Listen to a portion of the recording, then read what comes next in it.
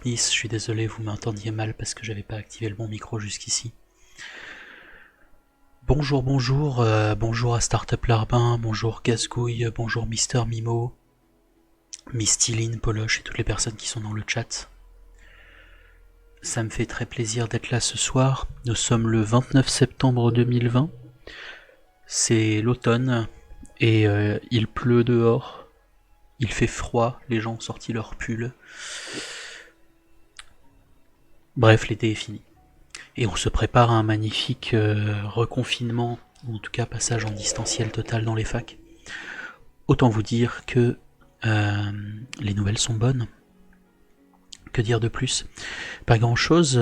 Pour les gens qui arriveraient sur cette chaîne sans le savoir, ici c'est une chaîne de stream de sciences sociales. On lit des textes de sciences sociales une fois toutes les 2 semaines, le mardi à 18h.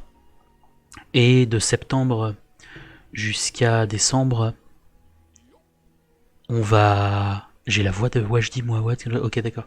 De septembre jusqu'à décembre, on va parler plus particulièrement de classe sociale sur la base de textes. On a déjà lu une introduction générale à la sociologie la semaine dernière, enfin, la dernière fois. On a parlé de la culture du pauvre sur la base d'un texte assez classique de Richard Hogarth.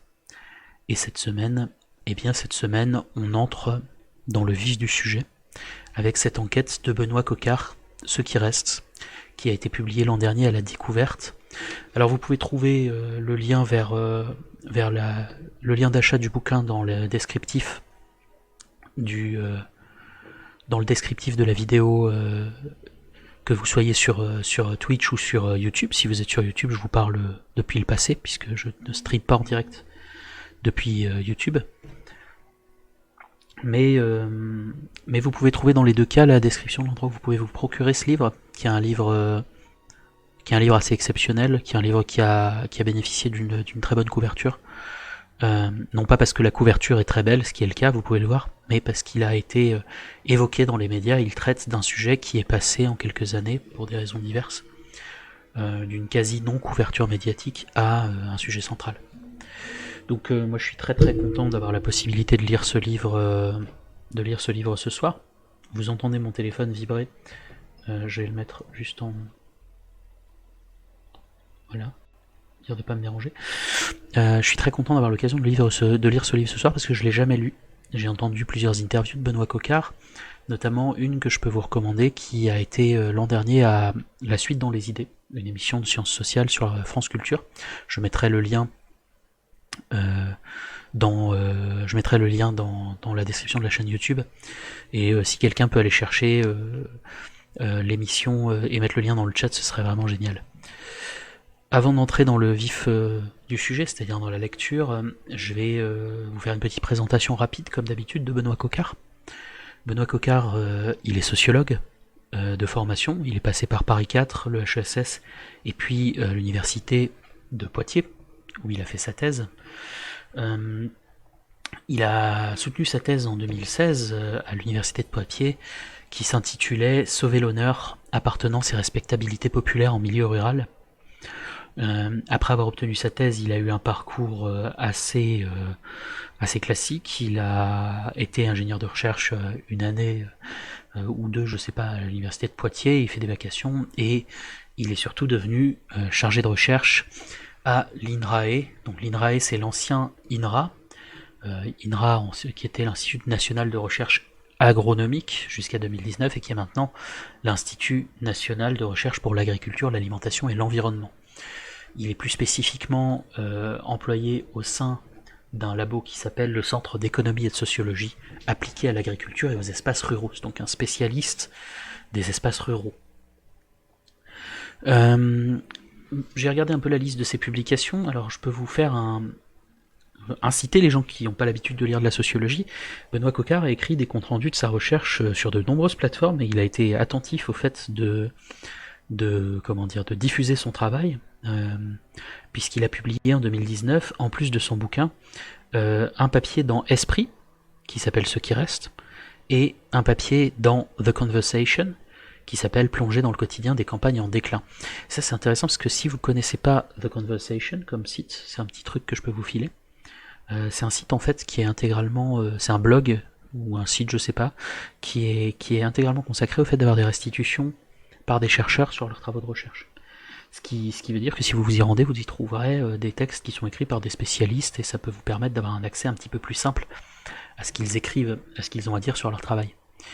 Alors, là, ce qui reste, c'est entre autres un compte-rendu des travaux qu'il a menés depuis son Master 2. On le voit au niveau des dates, puisqu'il évoque des travaux menés en 2009-2010, donc à l'époque où il était en Master 2, puis ensuite en thèse. Entre-temps, Benoît Coquart, il a fait des travaux sur autre chose.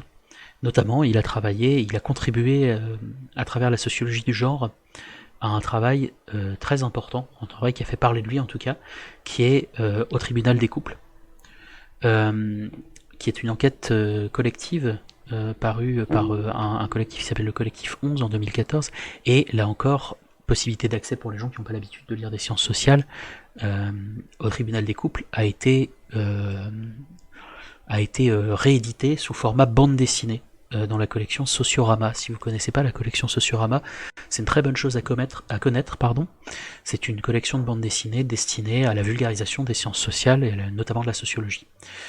Donc vous pouvez lire un travail fait en accord entre un ou une autrice de dessinatrice bande dessinée et des chercheurs.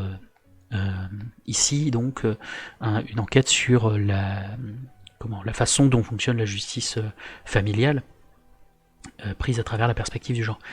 Benoît Coquart, il a aussi travaillé sur les prisons. Il a notamment un article dans la revue des politiques sociales et familiales sur l'adolescence en prison, que je n'ai pas lu mais qui a l'air intéressant, et sur les trajectoires familiales, ça s'appelle son autre article, trajectoire familiale, scolaire et amoureuse, comment les mineurs incarcérés traversent leur jeunesse. Donc vous voyez qu'il a travaillé sur tout un tas de sujets, mais son sujet principal, ça reste les classes populaires rurales, ou en tout cas les fameuses campagnes en déclin.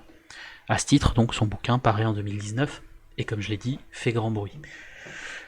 Ce soir, on va lire trois chapitres du bouquin de Benoît Coquart. L'introduction, le chapitre 2, qui s'intitule C'était mieux avant, et qui couvre les pages 45 à 78 du livre. Et enfin, si je suis en forme, parce que je suis un peu malade, le chapitre qui s'appelle Chez les uns les autres, qui couvre les pages 129 à 158 du livre. J'ai choisi ces chapitres parce que j'ai entendu Benoît Coquart dans une interview parler notamment du dernier, et c'est un aspect qui m'a paru très intéressant vis-à-vis des clichés qu'on peut avoir sur justement ces espaces dits en déclin. Donc sans transition, je vous mets le lien pour les personnes qui veulent, je vais lire sur Cairn. Si vous avez un accès étudiant ou chercheur à Cairn, c'est un bon truc à connaître, vous pouvez lire des livres entiers sur Cairn. Et je vais me lancer avec la musique en arrière-plan de Ori and the Will of the Wisps, sur laquelle je suis tombé par hasard et que j'avais envie de mettre. Si le ratio entre ma voix et la musique est trop déséquilibré, n'hésitez pas à me le dire dans le chat. Et puis je m'arrangerai pour le corriger. Voilà, je me reconnecte d'ailleurs à mon propre stream parce que là, je ne vois rien de ce qui s'y dit. Et puis on va s'y mettre tranquillement. C'est parti. Ce qui reste de Benoît Coquart, donc 2019, introduction. Qui va lire un bouquin qui parle de nous ? Me demande Vanessa, employée trentenaire résidant dans l'un des cantons dépeuplés du Grand Est de la France. Elle est habituée à ce qu'on ne sache pas situer son département sur la carte, à ne pas revendiquer de racines régionales particulières, à ne pas faire ni entendre parler de là où elle a grandi, ni avoir dans les médias ou dans les lieux de pouvoir de personnes qui ont un parcours ou ne serait-ce qu'un accent similaire au sien. Ce bouquin qui parle de nous porte en effet sur les jeunes adultes qui vivent dans ce qu'on a la coutume d'appeler dorénavant la France périphérique. Cette expression, qui a fait florès depuis 2014 et a été unanimement critiquée par les chercheurs. Malgré cela, elle s'est imposée dans le débat public et dans le champ politique, de la gauche à l'extrême droite où elle trouve aujourd'hui son plus grand écho. Évidemment, la promotion sans précédent dont a bénéficié cette thèse dans les grands médias a contribué à en faire un mot fourre-tout pour désigner tous les endroits qui, vus de Paris ou des grandes métropoles régionales, sont perçus comme des coins paumés. Évidemment aussi, ce succès n'a pu qu'irriter les chercheurs, géographes, sociologues notamment, travaillant sur ces mêmes espaces. Ces derniers rappellent, preuve à l'appui, et à qui veut bien les écouter, qu'il y a de fortes différences d'un département ou même d'un canton à l'autre, que la France située loin des grandes villes est multiple et impossible à cerner dans son ensemble. Mais à trop mettre l'accent sur les particularismes locaux, par gage de sérieux scientifique, le risque pour les chercheurs est d'oublier la portée plus générale de leurs travaux. Or, il faut dire avec force que l'évolution des espaces ruraux de la France contemporaine, qui sont loin d'être reculés et hors du temps, questionne en réalité les grands bouleversements économiques et sociaux de notre époque. Aussi, l'insistance sur les originalités régionales, lorsqu'elle est mal interprétée, renforce potentiellement la pensée folklorisante qui associe à chaque communauté une mentalité à elle. Les Bretons seraient comme ci, les Corses comme ça. Ce sont là autant d'imageries sympathiques qu'il est toujours tentant de réifier sous différentes mentalités supra-individuelles, mais qui empêchent toute analyse critique et lucide. Celle par exemple qui permet de discerner les dynamiques communes aux diverses zones rurales où le mouvement des Gilets jaunes a débuté et s'est maintenu dans sa plus grande intensité. Le sous-titre de cet ouvrage est une référence aux campagnes en déclin. Cette terminologie de sens commun a seulement pour but d'établir une distinction à partir de critères démographiques et économiques entre deux grands types de réalités sociales et géographiques dans la France éloignée des grandes villes. Il existe d'un côté les milieux ruraux dits attractifs, qui se repeuplent et parviennent à attirer de nouveaux habitants, et de l'autre des milieux ruraux qui se dépeuplent et s'appauvrissent, qui sont ceux dont nous allons parler, et ce que l'on appelle les campagnes en déclin. Ne pas admettre cette division minimale, ce serait un peu comme réunir en une seule et même catégorie Neuilly-sur-Seine et Aubervilliers, au motif que ce sont deux villes de banlieue parisienne. Un tel amalgame n'avait aucune chance de convaincre un auditoire, et pourtant, lorsqu'il s'agit des villages et de bourgs méconnus, on peut se permettre de loger tout le monde à la même enseigne.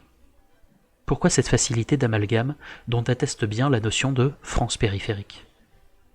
Objectivement, les zones en déclin démographique du Grand Est diffèrent grandement des campagnes riches, proches des littoraux touristiques ou des territoires viticoles, et de toutes les régions rurales qui peuvent bénéficier de différentes manières de l'influence des grandes villes. Dans les territoires ruraux dits attractifs, la population augmente, les constructions et rénovations de maisons vont bon train. On y retrouve une mixité sociale assez comparable à celle d'une ville moyenne, avec une part importante de professions intermédiaires, puis de cadres et de professions intellectuelles supérieures, notamment parmi les néo-ruraux. Ceux qui le peuvent y achètent volontiers une maison secondaire, et ceux qui y vivent valorisent parfois le fait d'être autochtones en s'appuyant sur l'image authentique d'un territoire fait patrimoine. Par opposition, les campagnes en déclin ne se prêtent pas à un usage touristique et contemplatif. En partie de ce fait, elles sont relativement mal connues des classes dominantes qui produisent des représentations légitimes de la société. Il s'agit de vieilles régions industrielles qui subissent encore les profondes mutations du capitalisme néolibéral. L'emploi et la population y diminuent continuellement. Les jeunes diplômés partent faire leur vie ailleurs, dans des proportions assez semblables au dernier exode rural d'après-guerre. Dans cette logique de tri scolaire, ceux qui restent sont plutôt celles et ceux qui n'ont pas les ressources nécessaires pour être mobiles. Ils et elles ont aussi la particularité de persister à vivre comme ils et elles l'entendent, malgré un apparent climat général d'obsolescence de leur monde. Lorsque j'ai commencé à enquêter en 2010, on parlait encore peu de ces régions, que ce soit dans les médias ou dans la recherche. Depuis, à cause des scores très importants de l'extrême droite et plus récemment du mouvement des Gilets jaunes, les médias nationaux sont venus tendre leur micro aux habitants des villages de ma région d'origine. Certains papiers de journalistes ont fait découvrir à leurs lecteurs des réalités locales longtemps restées dans l'ombre. Le délabrement des centres-bourgs, la consommation d'héroïne chez les jeunes adultes pris dans la crise de l'industrie locale, le démantèlement du système de santé, le manque criant de médecins et l'arrivée de praticiens roumains pour les remplacer, les fermetures de classes, etc. Mais le regard extérieur sur ces réalités rurales peut parfois être empreint d'une vision en surplomb, un brin exotisante voire méprisante. L'un des articles qui avait fait le plus réagir les gens du coin était paru dans un média de gauche. Son titre faisait directement référence aux disputes quotidiennes entre habitants de ce village qui votent massivement FN. À sa lecture, ces derniers avaient eu l'impression de vivre dans une ambiance de guerre de tranchées, où des espèces de ruraux bourrus passeraient leur temps à se haïr entre eux et à rester cloîtrés devant la télé pour mieux ruminer contre les étrangers. Tout se passe comme si, d'un folklorisme à l'autre, la représentation idéalisée des communautés villageoises de jadis avait laissé la place à deux représentations opposées des habitants de ces espaces ruraux en déclin. Soit un récit misérabiliste du style de vie des prétendus beaufs racistes qu'on retrouve plutôt à gauche, soit une ode à la dite France oubliée, périphérique, qui incarnerait d'une certaine manière le vrai peuple à défendre, qu'on retrouve plutôt à droite. Comment comprendre le succès et la pérennité de ces représentations, assez caricaturales des classes populaires, qui forment, rappelons-le, le groupe social très majoritaire des campagnes en déclin? Deux facteurs apparaissent ici essentiels. Primo, ces classes populaires rurales sont particulièrement dominées au sens sociologique. Et secondo, elles sont, dans tous les sens du terme, très éloignées de ceux qui parlent d'elles, parfois même en leur nom. Et à force de diffusion massive, de telles descriptions ont des effets performatifs sur les personnes évoquées à travers elles.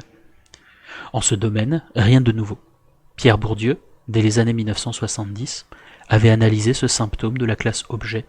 Quand une classe sociale dominée, pour lui à cette époque il s'agissait typiquement de la petite paysannerie béarnaise, est parlée par d'autres et soumise à une image d'elle-même, produite de l'extérieur.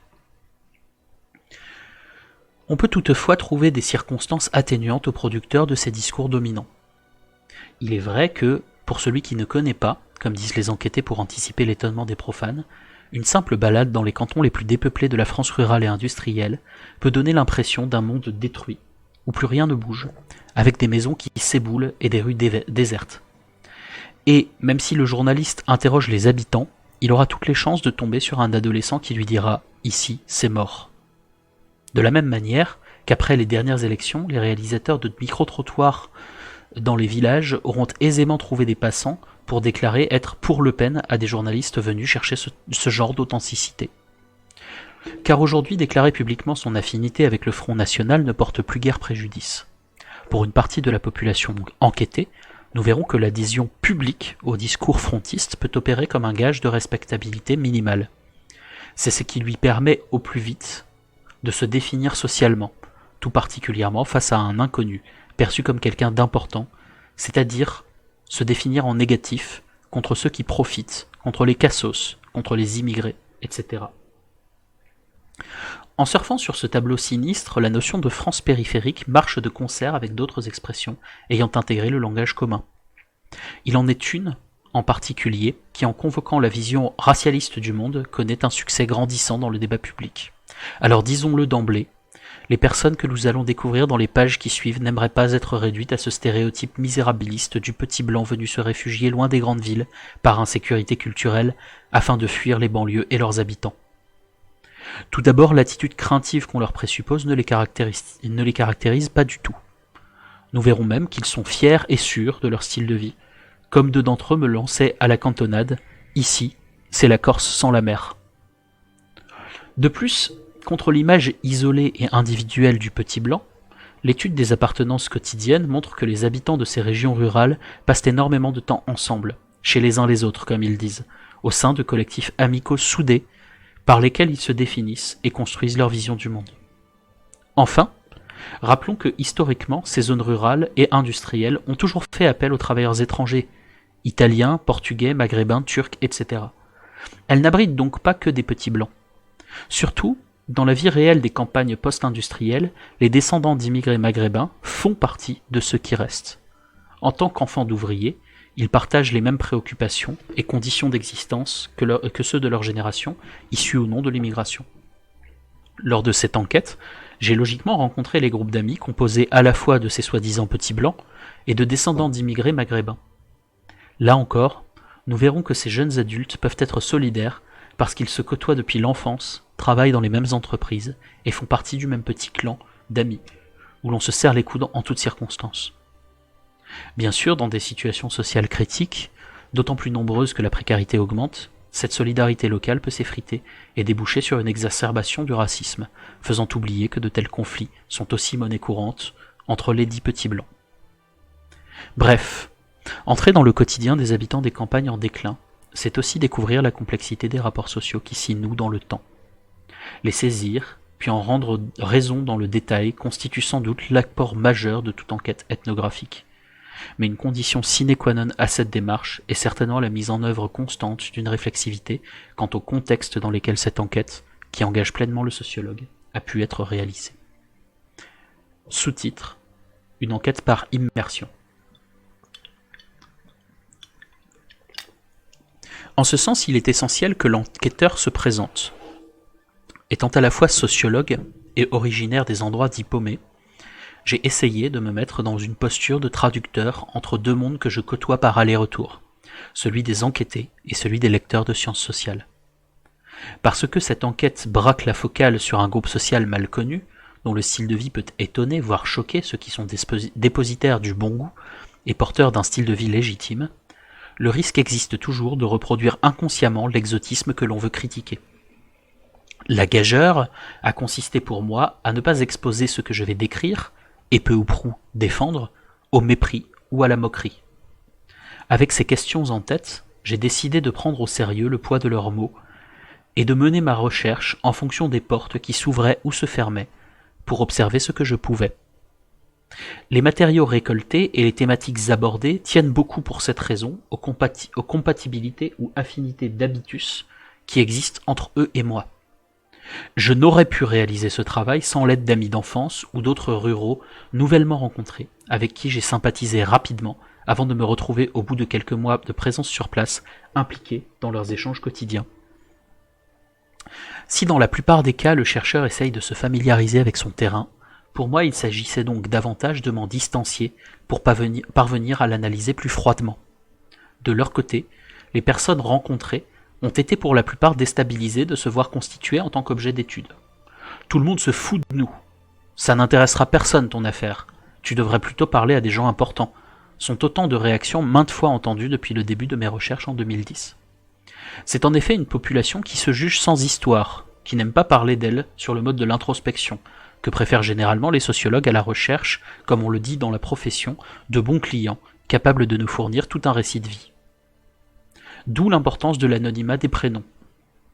Les Eric, Tiphaine, Lorenzo, Nicolas, Vanessa et tous les autres ouvriers, employés, chômeurs, artisans et agriculteurs, dont l'identité n'est pas dévoilée, ont chacun des équivalents ailleurs qui promeuvent les mêmes genres de styles de vie autour de la voiture et de la maison individuelle, les mêmes genres de rapports de domination entre hommes et femmes, entre salariés et patrons, etc. Je ne mentionnerai pas non plus les lieux exacts, et qui de toute manière ne sont pas réductibles à telle et telle localité, où mes recherches se sont déroulées.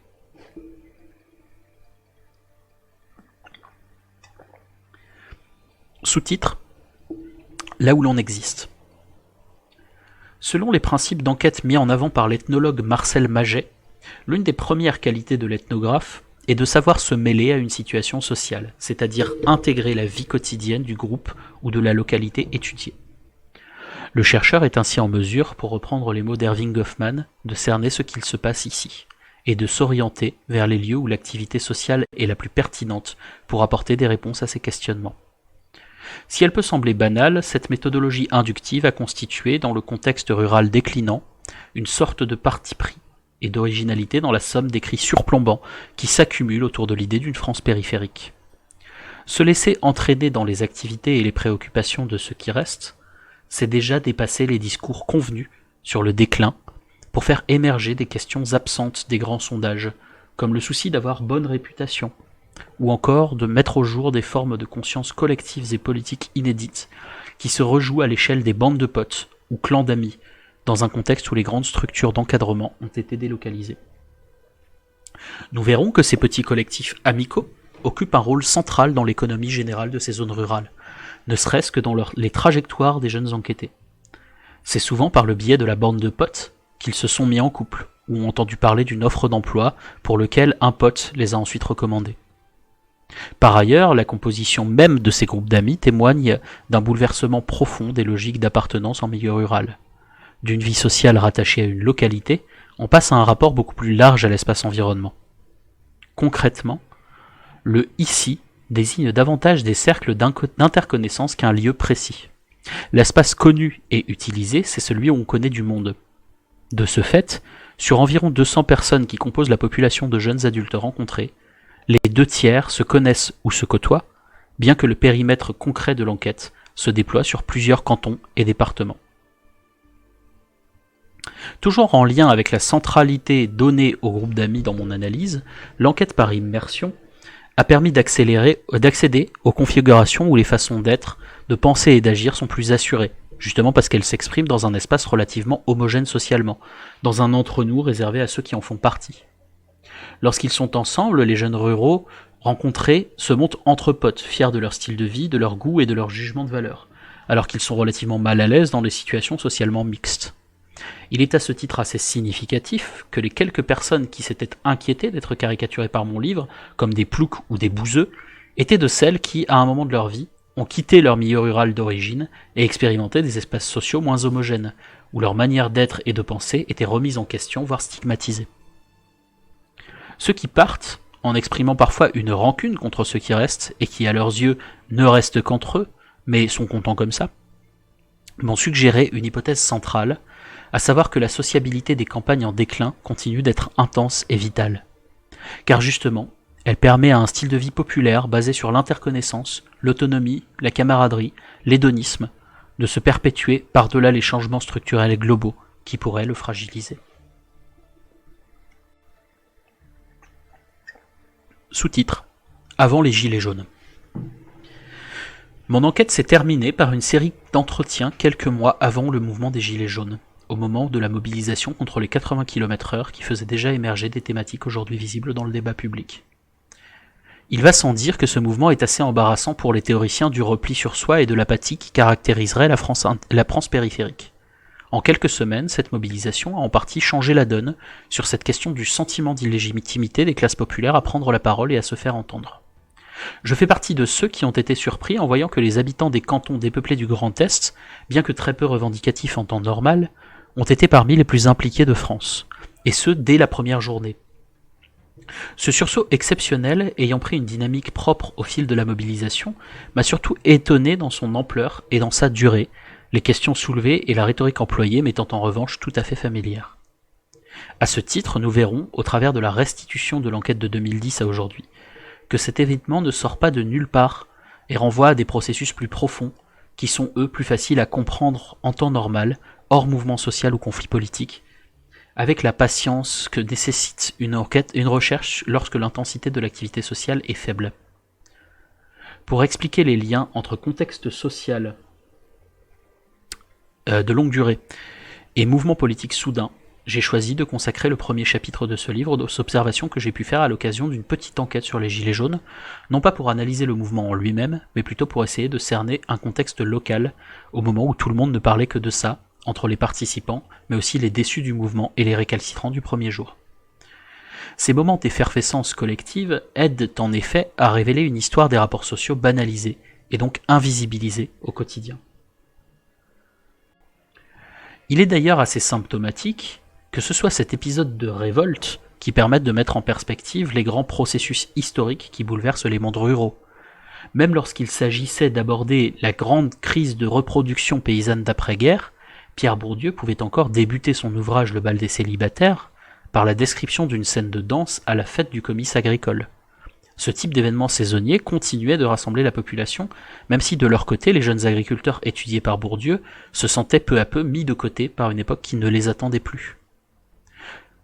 Que dire dans ce cas des jeunes ouvriers et employés ruraux âgés d'entre 20 et 40 ans, qui tardent encore à se stabiliser sur les marchés matrimoniaux et professionnels, en gardant ce lancinant souci d'avoir une sale réputation.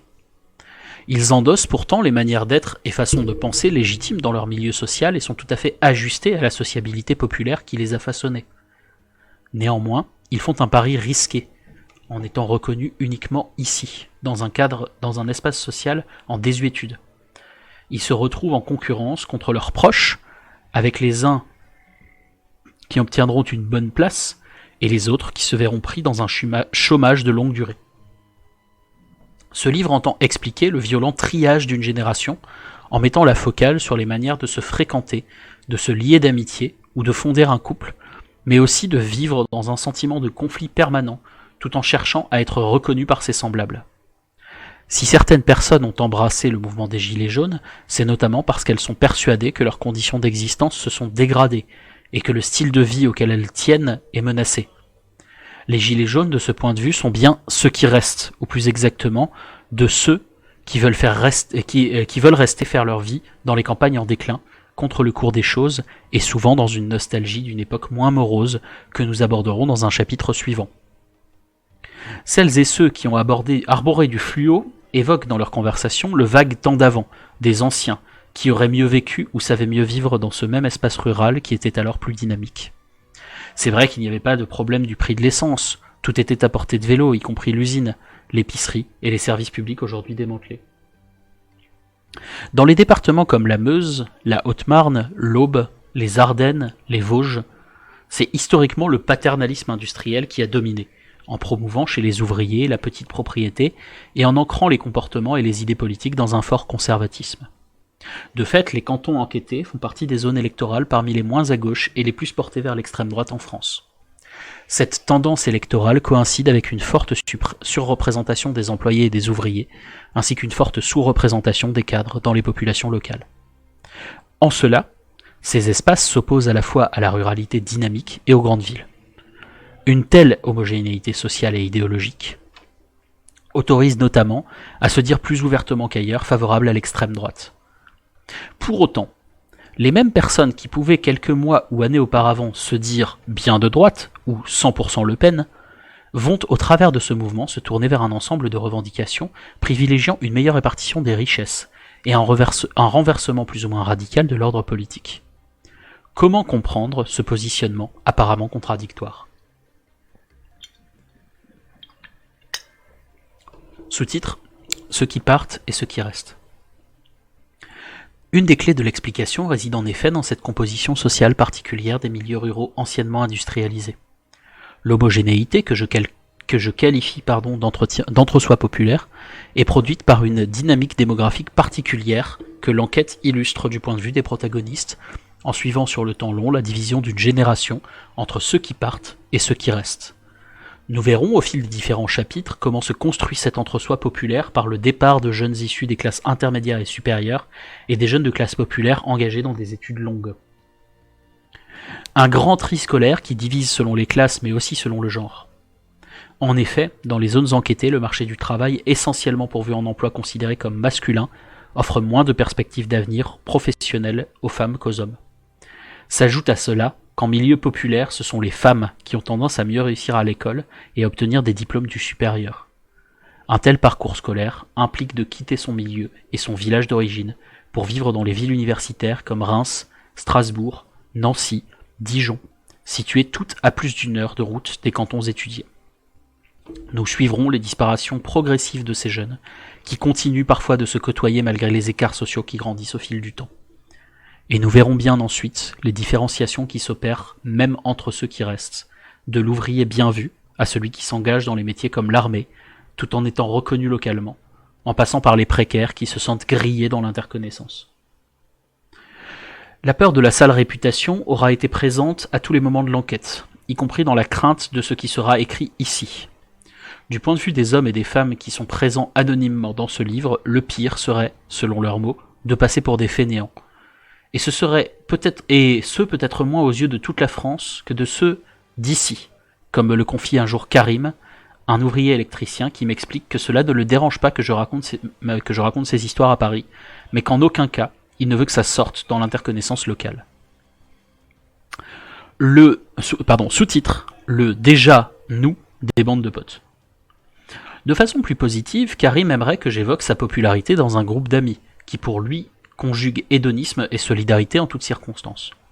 L'amitié et le savoir-vivre qui lui est accolé représentent en effet un aspect central de la vie en milieu populaire rural. C'est là, et parfois seulement là, que les ouvriers et les employés rencontrés disent se sentir autonomes et valorisés. C'est aussi bien souvent par ce réseau qu'ils obtiennent un travail et trouvent un compagnon. Ce niveau d'appartenance est néanmoins réservé aux seuls vrais potes sur qui on peut compter, non pas aux gens du coin ou aux habitants d'une localité. Leur sentiment de ne pouvoir être solidaire que d'un nombre limité de personnes pourrait être confondu avec un pur et simple repli sur soi. Il est vrai que moins il y a d'emplois et de ressources dans un cercle d'interconnaissance locale, plus la concurrence est forte entre semblables. Et comme on se connaît depuis des années, et que l'on appartient aux mêmes groupes amicaux, les conflits sont particulièrement violents à vivre avec de nombreux dommages collatéraux. Ce fut par exemple le cas de deux potes d'enfance, tous deux formés à la plomberie, qui désormais s'opposent et s'évitent à la suite de leur mise en concurrence pour un même poste de technicien dans une collectivité. Ces régions, anciennement marquées par les grands collectifs usiniers, connaissent ainsi une déstructuration profonde de tout ce qui produit le groupe et la réciprocité, tandis que la rareté des ressources attise les rivalités concrètes et les jalousies latentes. Cette analyse est peut-être moins accrocheuse ou racoleuse que celle du choc des civilisations ou du grand remplacement. Mais en étudiant les conflits interindividuels les plus communs, on mesure que c'est bien pour des raisons économiques vitales, plutôt que pour des différences culturelles, qu'on lutte et se divise aujourd'hui dans les classes populaires rurales. Ce qui a changé, c'est que l'on ne se fréquente plus au hasard des gens du coin. En raison des concurrences exacerbées, les amis sont triés sur le volet, mais en retour, les uns et les autres s'engagent activement dans l'entretien de leur bonne réputation pour s'assurer de pouvoir vivre là où ils et elles ont grandi. C'est justement parce que l'emploi se raréfie qu'il faut en faire plus dans l'investissement collectif afin d'être recommandé pour un travail.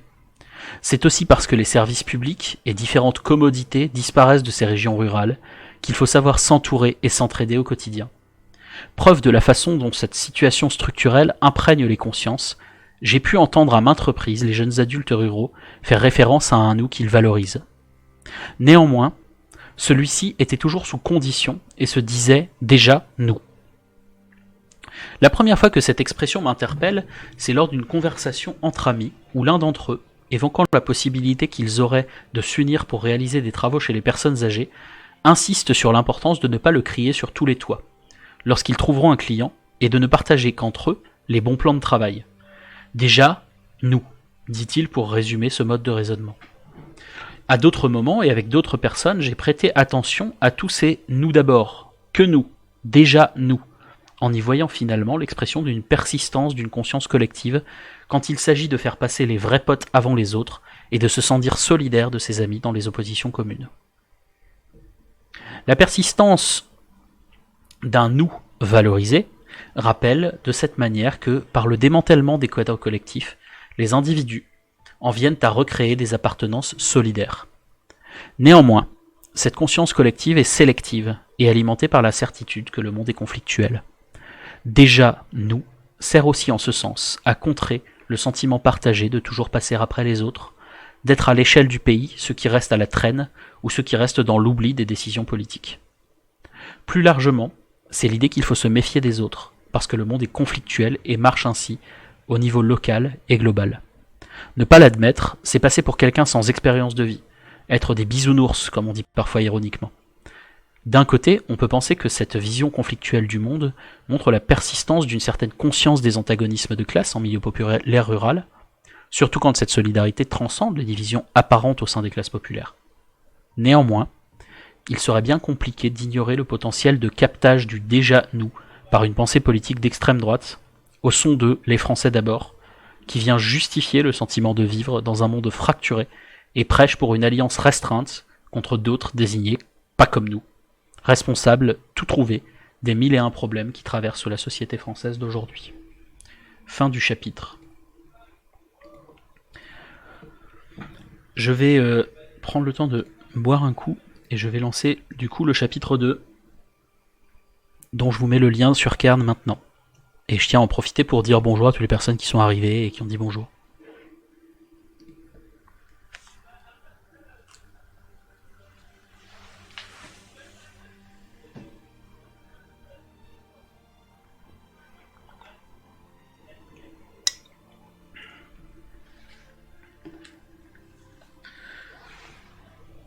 Chapitre 2, c'était mieux avant. Un samedi soir d'automne 2009, 3 ouvriers et un artisan carreleur proche de la trentaine prolongent la journée de chasse à la cabane de la société communale. Ils terminent les bouteilles de vin laissées par les autres chasseurs déjà rentrés. Vers 23h, l'un d'entre eux suggère qu'il est bien temps pour lui d'aller se changer avant de rejoindre les autres à l'apéritif et d'aller ensuite au bal d'Halloween dans un canton voisin. Grégory, l'artisan, lui rétorque qu'il s'y rendra en tenue kaki. « On est chez nous, dit-il pour plaisanter. Ça sera ton déguisement, lui lance-t-on. Avec ta gueule, toi, t'en as pas besoin. » Les vannes fusent entre ses amis de longue date qui se côtoient très régulièrement. Vient ensuite la question toujours incontournable, comment s'y rendre alors que les verres d'alcool s'enchaînent depuis 18 heures. Eric, l'un des ouvriers, rétorque que dans le temps, on serait passé par les chemins de champ. Les gendarmes, pense-t-on dans ce discours empreint de nostalgie, étaient censés être plus cléments, parce qu'ils connaissaient tout le monde. S'ensuit le récit d'une anecdote par Grégory relative à son père et à ses amis, qui en rentrant de cette même cabane dans les bonnes années, probablement vers la fin des années 70, puisqu'il s'agit de la jeunesse de son père, avaient tué une biche en chemin, et ne s'étaient même pas inquiétés de la cacher. Ils auraient passé la soirée au bal avec la bête, dont la chasse était strictement interdite, dans le coffre de leur voiture. Ensuite, Grégory et Eric ont évoqué de longues minutes ce qui leur paraissait être les considérables avantages de cette époque révolue, et à l'opposé, les contraintes de toutes sortes qui sont désormais imposées et qui les empêcheraient de pouvoir vivre heureux comme leur père. Qu'il s'agisse de tailler une bavette au hasard d'une rencontre ou de raconter sa vie lors d'un entretien, il est ainsi commun d'entendre les jeunes évoquer avec nostalgie une époque qu'ils n'ont pas connue. Loin des guides touristiques faisant la promotion des monuments du Moyen-Âge et des récits folkloriques, leur « c'était mieux avant » témoigne de ce rapport à un passé romancé que les jeunes adultes connaissent principalement de manière indirecte par les récits grandiloquents faits par ceux qui ont vécu cette période et qui l'incarnent encore aujourd'hui. S'il me paraît essentiel d'expliquer pourquoi des vingtenaires ou trentenaires regrettent ne pas avoir vécu dans les années de jeunesse de leur père, ou même au temps des anciens, celui de leur grand-père, c'est que l'on retrouve dans ce rapport au passé des traits centraux de leur style de vie actuel tel qu'ils essayent de le perpétuer. Au travers des récits des pères, on comprend ainsi un peu mieux l'histoire discrète, car fort peu écrite, des campagnes en déclin.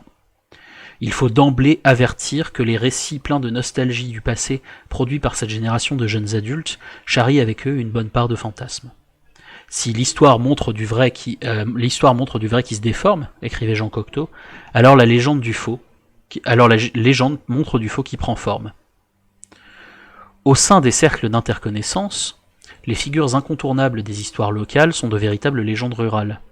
Leur seul nom suffit parfois à désigner tout un événement ou un lieu dit, tandis que des surnoms sont donnés aux personnes en référence à telle péripétie ou tel trait de caractère d'un personnage illustre de l'interconnaissance. Fais pas le rabiot, dit-on dans plusieurs villages, à la ronde pour désigner une attitude qui consiste à récolter le fruit du travail des autres.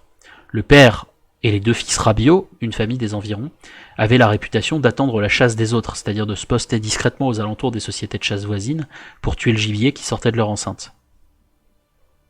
Au fond, la mémoire collective, comme l'a montré Maurice Halbwachs, résulte d'un tri des événements marquants, puis produit au fil des temps des croyances et des visions du monde qui finissent par aller de soi. Vu l'usage qui en est fait, il est assez clair que, en disant « c'était mieux avant », il ne s'agit pas de fouiller ce qu'était ce passé, mais plutôt de déplorer le présent à l'aune de ce passé. L'histoire proche sert alors de justification morale et de forme de ralliement à une même façon de vivre.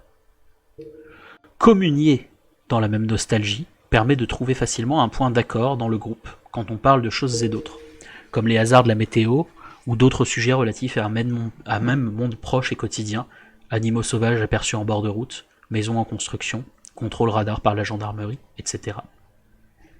Je tiens à prendre juste une petite pause pour dire que voilà, que j'ai soif, et qu'il y a quelqu'un dans le chat qui a dit avoir envie de réécouter le passage de Benoît Coquart au podcast Les couilles sur la table. C'est une très bonne idée, et si jamais vous trouvez le lien, n'hésitez pas à le lâcher dans le chat. Ça permettra aux gens de se faire aussi une idée de ce que Benoît Coquart a à dire lui-même hors de son bouquin, et pas à travers ma voix. Je reprends ma lecture. Sous-titre: Les bonnes années des parents, le sentiment d'une autonomie perdue. L'histoire racontée fait la part belle à un style de vie rural et populaire qui aurait disparu ou du moins serait menacé. Par exemple, ce thème récurrent durant toute l'enquête de terrain, celui du rapport insouciant que les anciens semblaient entretenir à la police, aux lois, aux règles administratives et aux limites de propriété. Les jeunes adultes déplorent le fait que la gendarmerie soit devenue omniprésente le week-end lors des retours en voiture de soirées arrosées, Rares sont ceux qui évoquent en contrepoint la baisse des morts par accident, bien que chaque enquêté, sans exception, connaisse un frère, un cousin, un pote qui s'est tué sur la route. Contre notre époque où la loi s'applique de manière brutale et abstraite, voire les contraventions des contrôles radars que l'on reçoit sans même avoir été confronté par un gendarme, on évoque la vraie autonomie qu'avaient les anciennes générations dans l'usage du territoire et dans l'organisation de leur quotidien. Cette thématique a abondamment nourri les convictions politiques des Gilets jaunes.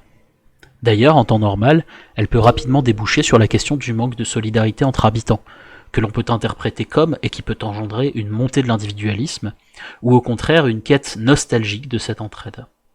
Dans le temps, ils se prenaient pas la tête. Cette fameuse phrase que me répètent les jeunes fait aussi référence aux nombreux conflits d'aujourd'hui. Personne fermait à clé, tout le monde se filait un coup de main, alors que maintenant ça se tire dans les pattes. La crainte des petites délations est grande et alimente ensuite les tensions au niveau local.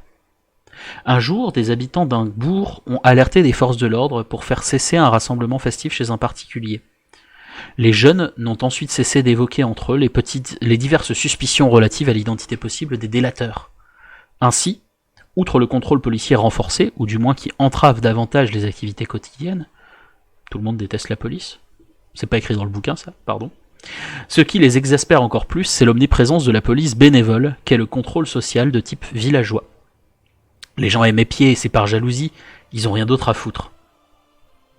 Par comparaison aux contraintes d'une époque présente dévalorisée, les jeunes adultes s'inscrivent dans une filiation légitime et se définissent par là un ensemble de valeurs qui seraient supérieures à celles qui leur sont imposées. C'est pourquoi le c'était mieux avant qu'ils expriment par habitude ne se confond pas complètement avec le sentiment fataliste de l'absence de perspective d'avenir sur le mode du ici c'est mort. Cette expression, souvent relevée par l'enquêteur ou le journaliste en milieu rural, est typique des adolescents qui s'ennuient, sont dans l'attente de se payer un scooter, d'obtenir le permis de conduire ou d'accéder à la vie d'étudiant. Elle est aussi formulée plus tard dans la vie par celles et ceux qui se justifient d'avoir tracé leur route ailleurs, ou par des jeunes adultes se sentant grillés dans un environnement qui les accable d'une sale réputation, sans pour autant avoir les ressources pour partir d'ici. Si le c'était mieux avant peut servir à pointer les difficultés du quotidien, il exprime surtout la volonté masculine de reprendre le flambeau des figures paternelles ayant trouvé une reconnaissance dans cette configuration particulière. En effet, lors du passage d'un petit questionnaire, j'ai posé la question ouverte suivante. À quelle époque auriez-vous aimé vivre ?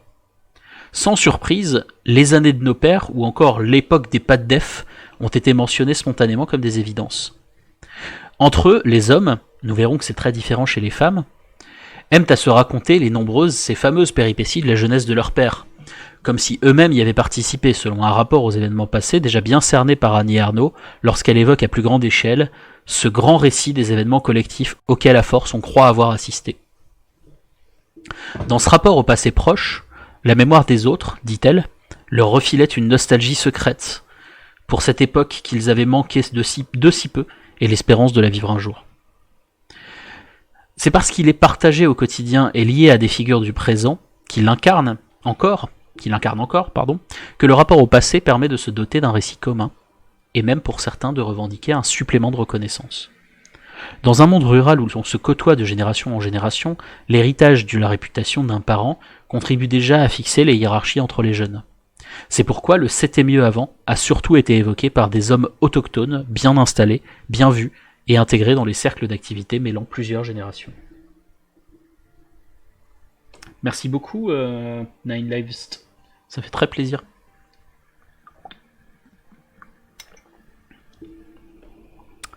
Sous-titre « Une nostalgie masculine ». Dans de nombreux travaux ethnographiques portant sur les classes populaires rurales, il est noté que les responsables politiques ou les notables locaux peuvent être froissés que le chercheur s'intéresse en priorité aux classes dominées. Cette forme de renversement symbolique les contrarie objectivement dans leur travail de domination sociale ou politique, même s'ils ont recours à un autre argument pour contester l'angle d'analyse de cette approche. Cela peut discréditer leur territoire ou leur commune. Sur le même mode, au sein des classes populaires, on trouve des personnes plus disposées que d'autres à parler d'elles et à revendiquer une vision objective de leur réalité sociale. Je prends une petite parenthèse sur ce point. D'abord, ça me rappelle le texte de Ward Baker que j'ai lu il y a maintenant un mois. Et ensuite, donc vous pouvez le trouver, si vous allez sur la chaîne YouTube, vous allez le trouver dans La sociologie d'une science dangereuse. Et ensuite, ça me fait penser aux travaux d'un type qui sera probablement cité plus loin, mais qui est super intéressant, qui s'appelait ou qui s'appelle, je sais plus, Jean-Noël Rothière, et qui a écrit des articles sur ce qu'il appelle le capital d'autochtonie et le capital social populaire, où il montre ça aussi. En fait, que dans des groupes qui sont marginalisés économiquement, il y a toujours effectivement ce type de légitimité locale qui se dégage. En tout cas dans ses travaux à lui. Je reprends. Il est vite apparu que seule une minorité de jeunes hommes pouvait se revendiquer de la jeunesse fameuse d'un père, et ainsi se grandir socialement et tenir le beau rôle dans les scènes de l'interconnaissance. Ces jeunes étaient déjà bien partis vers la vie d'adulte et venaient de familles importantes des classes populaires locales. Par exemple, 2 jeunes hommes appartenant à cette catégorie se sont vexés que je ne me sois pas tourné vers eux en priorité lors de mes demandes d'entretien ou passation de questionnaire. « Pourquoi tu vas voir que les cacailles ? Je te le fais, moi, ton truc, me dit Xavier dans le bureau de tabac d'une petite ville où je cherchais des volontaires. » Sur son mode provocateur, qui dans le contexte populaire rural est une manière normale d'alpaguer quelqu'un, Xavier défend l'ordre habituel des interactions, celui où les jeunes bien vus comme lui occupent les premiers rôles et mènent les conversations, tandis que les plus précaires sont moqués ou mis de côté. Alors, je connais pas la définition exacte du mot Twisted Punk, mais je pense que cacaille, ça doit être les bolos, les cassos, voilà. Pas les types à qui il faut parler quand on veut mener une enquête sérieuse de sciences sociales. On veut parler aux élites ou aux notables. Bref, je reprends. Donc, les cacailles qui sont mis de côté. Mais prenons le temps d'évoquer un peu son histoire pour mieux comprendre pourquoi il m'a amicalement pris à partie. C'est un ouvrier industriel de 26 ans, fils d'un ouvrier devenu contremaître, puis gérant d'une entreprise sur le tard. À ses yeux, la valorisation de soi par le père lui confère d'abord des devoirs. « Je veux être digne de mon père », déclare Xavier. Lors du premier entretien, le jeune homme rappelle à plusieurs reprises qu'il est issu d'une lignée de petits industriels, on pourrait presque dire bourgeoise, aujourd'hui déclassée. C'était quelque chose, répète-t-il à propos de la coutellerie que dirigeait son père. De son côté, après avoir arrêté tôt l'école, Xavier n'a occupé que des emplois d'ouvriers industriels dans différentes usines, notamment dans une grande entreprise qui avait, une vingtaine d'années plus tôt, absorbé l'usine de son père. Voilà, merci de la personne qui a donné la définition. Donc cacaille, c'est pas ce que je disais, c'est des objets sans valeur. Dans le patois belge. Très bien. Donc il a bossé dans une entreprise qui avait racheté la coutellerie de son père. Au travail, je me démerde pour pas être emmerdé. Autrement dit, ce n'est pas là qu'il cherche une reconnaissance. La distance au rôle lui permet de sous-entendre qu'il vaut mieux que ce poste de planqué, me confie-t-il à une autre occasion, en mimant les gestes de contrôle qualité qu'il répète à longueur de journée. Depuis son adolescence, c'est dans la pratique de la chasse au grand gibier en société, donc dans des groupes d'hommes intergénérationnels et interclassistes, qu'il accède à un certain niveau social, lui permettant de côtoyer des membres de la petite et parfois de la grande bourgeoisie, avec lesquels il peut tisser des liens durables. Il se passionne pour les dagues de chasse qu'il collectionne, échange, revend avec d'autres connaisseurs. Bien qu'étant considéré comme un bon joueur, il s'est éloigné du club de football principal de son canton et fréquente peu les autres ouvriers de sa génération.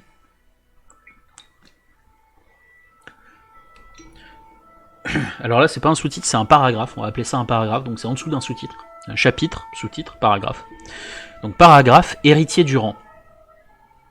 Pour les jeunes adultes comme lui, qui occupent des emplois d'ouvriers en se sentant déclassés, les récits autour des pères opèrent comme un moyen de rattrapage symbolique. À l'échelle de leur interconnaissance, leur ascendance les place dans une position dominante, tandis que dans l'espace social national, ils appartiennent aux catégories dominées. Alors évoquer publiquement un passé paternel perçu comme glorieux, affirmer descendre d'une lignée reconnue localement, c'est pouvoir invoquer une sorte de droit statutaire, sinon des privilèges. « Je suis un Ramos, moi. Tu connais pas le Paul Ramos, toi ?» hurle Nicolas pour invoquer son père agriculteur, alors qu'on lui refuse fermement l'entrée d'un bal monté dans un petit village de son canton. Les organisateurs de l'événement, bénévoles dans une association nouvellement créée et pour certains nouveaux habitants du coin, finissent par le laisser entrer après qu'une quinzaine d'hommes et de femmes d'âge variés sont venus faire pression sur eux et le maître chien, en rappelant que Nicolas connaissait tout le monde ici. Ses potes lui vont alors s'amuser un temps sur la machine à coups de poing, devant l'entrée. Nicolas remporte le petit concours et finit par retourner au bal peu avant la fermeture, puis il paye à boire aux organisateurs. Finalement, le jeune homme, âgé de 23 ans à l'époque, et qui a déjà été mis en cause pour fait de violence, dont une condamnation au tribunal, est expulsé après avoir provoqué une bagarre. Aujourd'hui, âgé de 28 ans, Nicolas est ouvrier chez un artisan du coin. Il est irremplaçable, dit-on, et envisage de créer sa boîte de maçonnerie. Lui aussi est un jeune homme valorisé par son entourage et sa bonne réputation. Il est en couple avec une vendeuse en boulangerie de 24 ans, venue d'une famille nombreuse des environs. À plusieurs reprises, ce jeune homme m'a amicalement provoqué quant à la durée de mes études, un doctorat en sociologie. Sûr de la supériorité du travail manuel qui lui apporte son statut, il conteste sans rancune la légitimité des diplômes. C'est bien beau, mais ça sert à rien. Tout en évoquant un goût pour les documentaires et le fait qu'il aime apprendre de nouvelles choses dans son métier, Nicolas ne croit pas fondamentalement en une possible amélioration de sa condition sociale par une quelconque certification scolaire ou formation continue. En revanche, il entrevu dans la filiation familiale qu'il revendique. L'invocation d'illustres aïeux permet à ses yeux, comme à ceux d'autres jeunes dans la même situation, de déclassement, de rétablir en partie une hiérarchie sociale, presque ancestrale au niveau local. Le patronyme reste malgré tout une ressource dans cette configuration où tout le monde se connaît, comme on dit depuis plusieurs générations. Paragraphe. Maintenir les hiérarchies. La croyance que c'était mieux avant est aussi directement alimentée par ces aînés que l'on respecte. Les pères faisant à leur tour l'effort d'influencer les voisins du monde de leurs successeurs, qui héritent parfois de leurs surnoms. Les visions du monde, pardon, pas les voisins, je comprenais pas la phrase que j'étais en train de lire. Les pères faisant à leur tour l'effort d'influencer les visions du monde de leurs successeurs, qui héritent parfois de leurs surnoms. Le fait que la socialisation juvénile rurale soit marquée par le temps partagé entre générations rend possible cette transmission symbolique des statuts sociaux. On peut supposer qu'en ville, ce genre de mécanisme est moins présent si les pères se connaissent moins et se réunissent moins souvent avec les groupes de jeunes.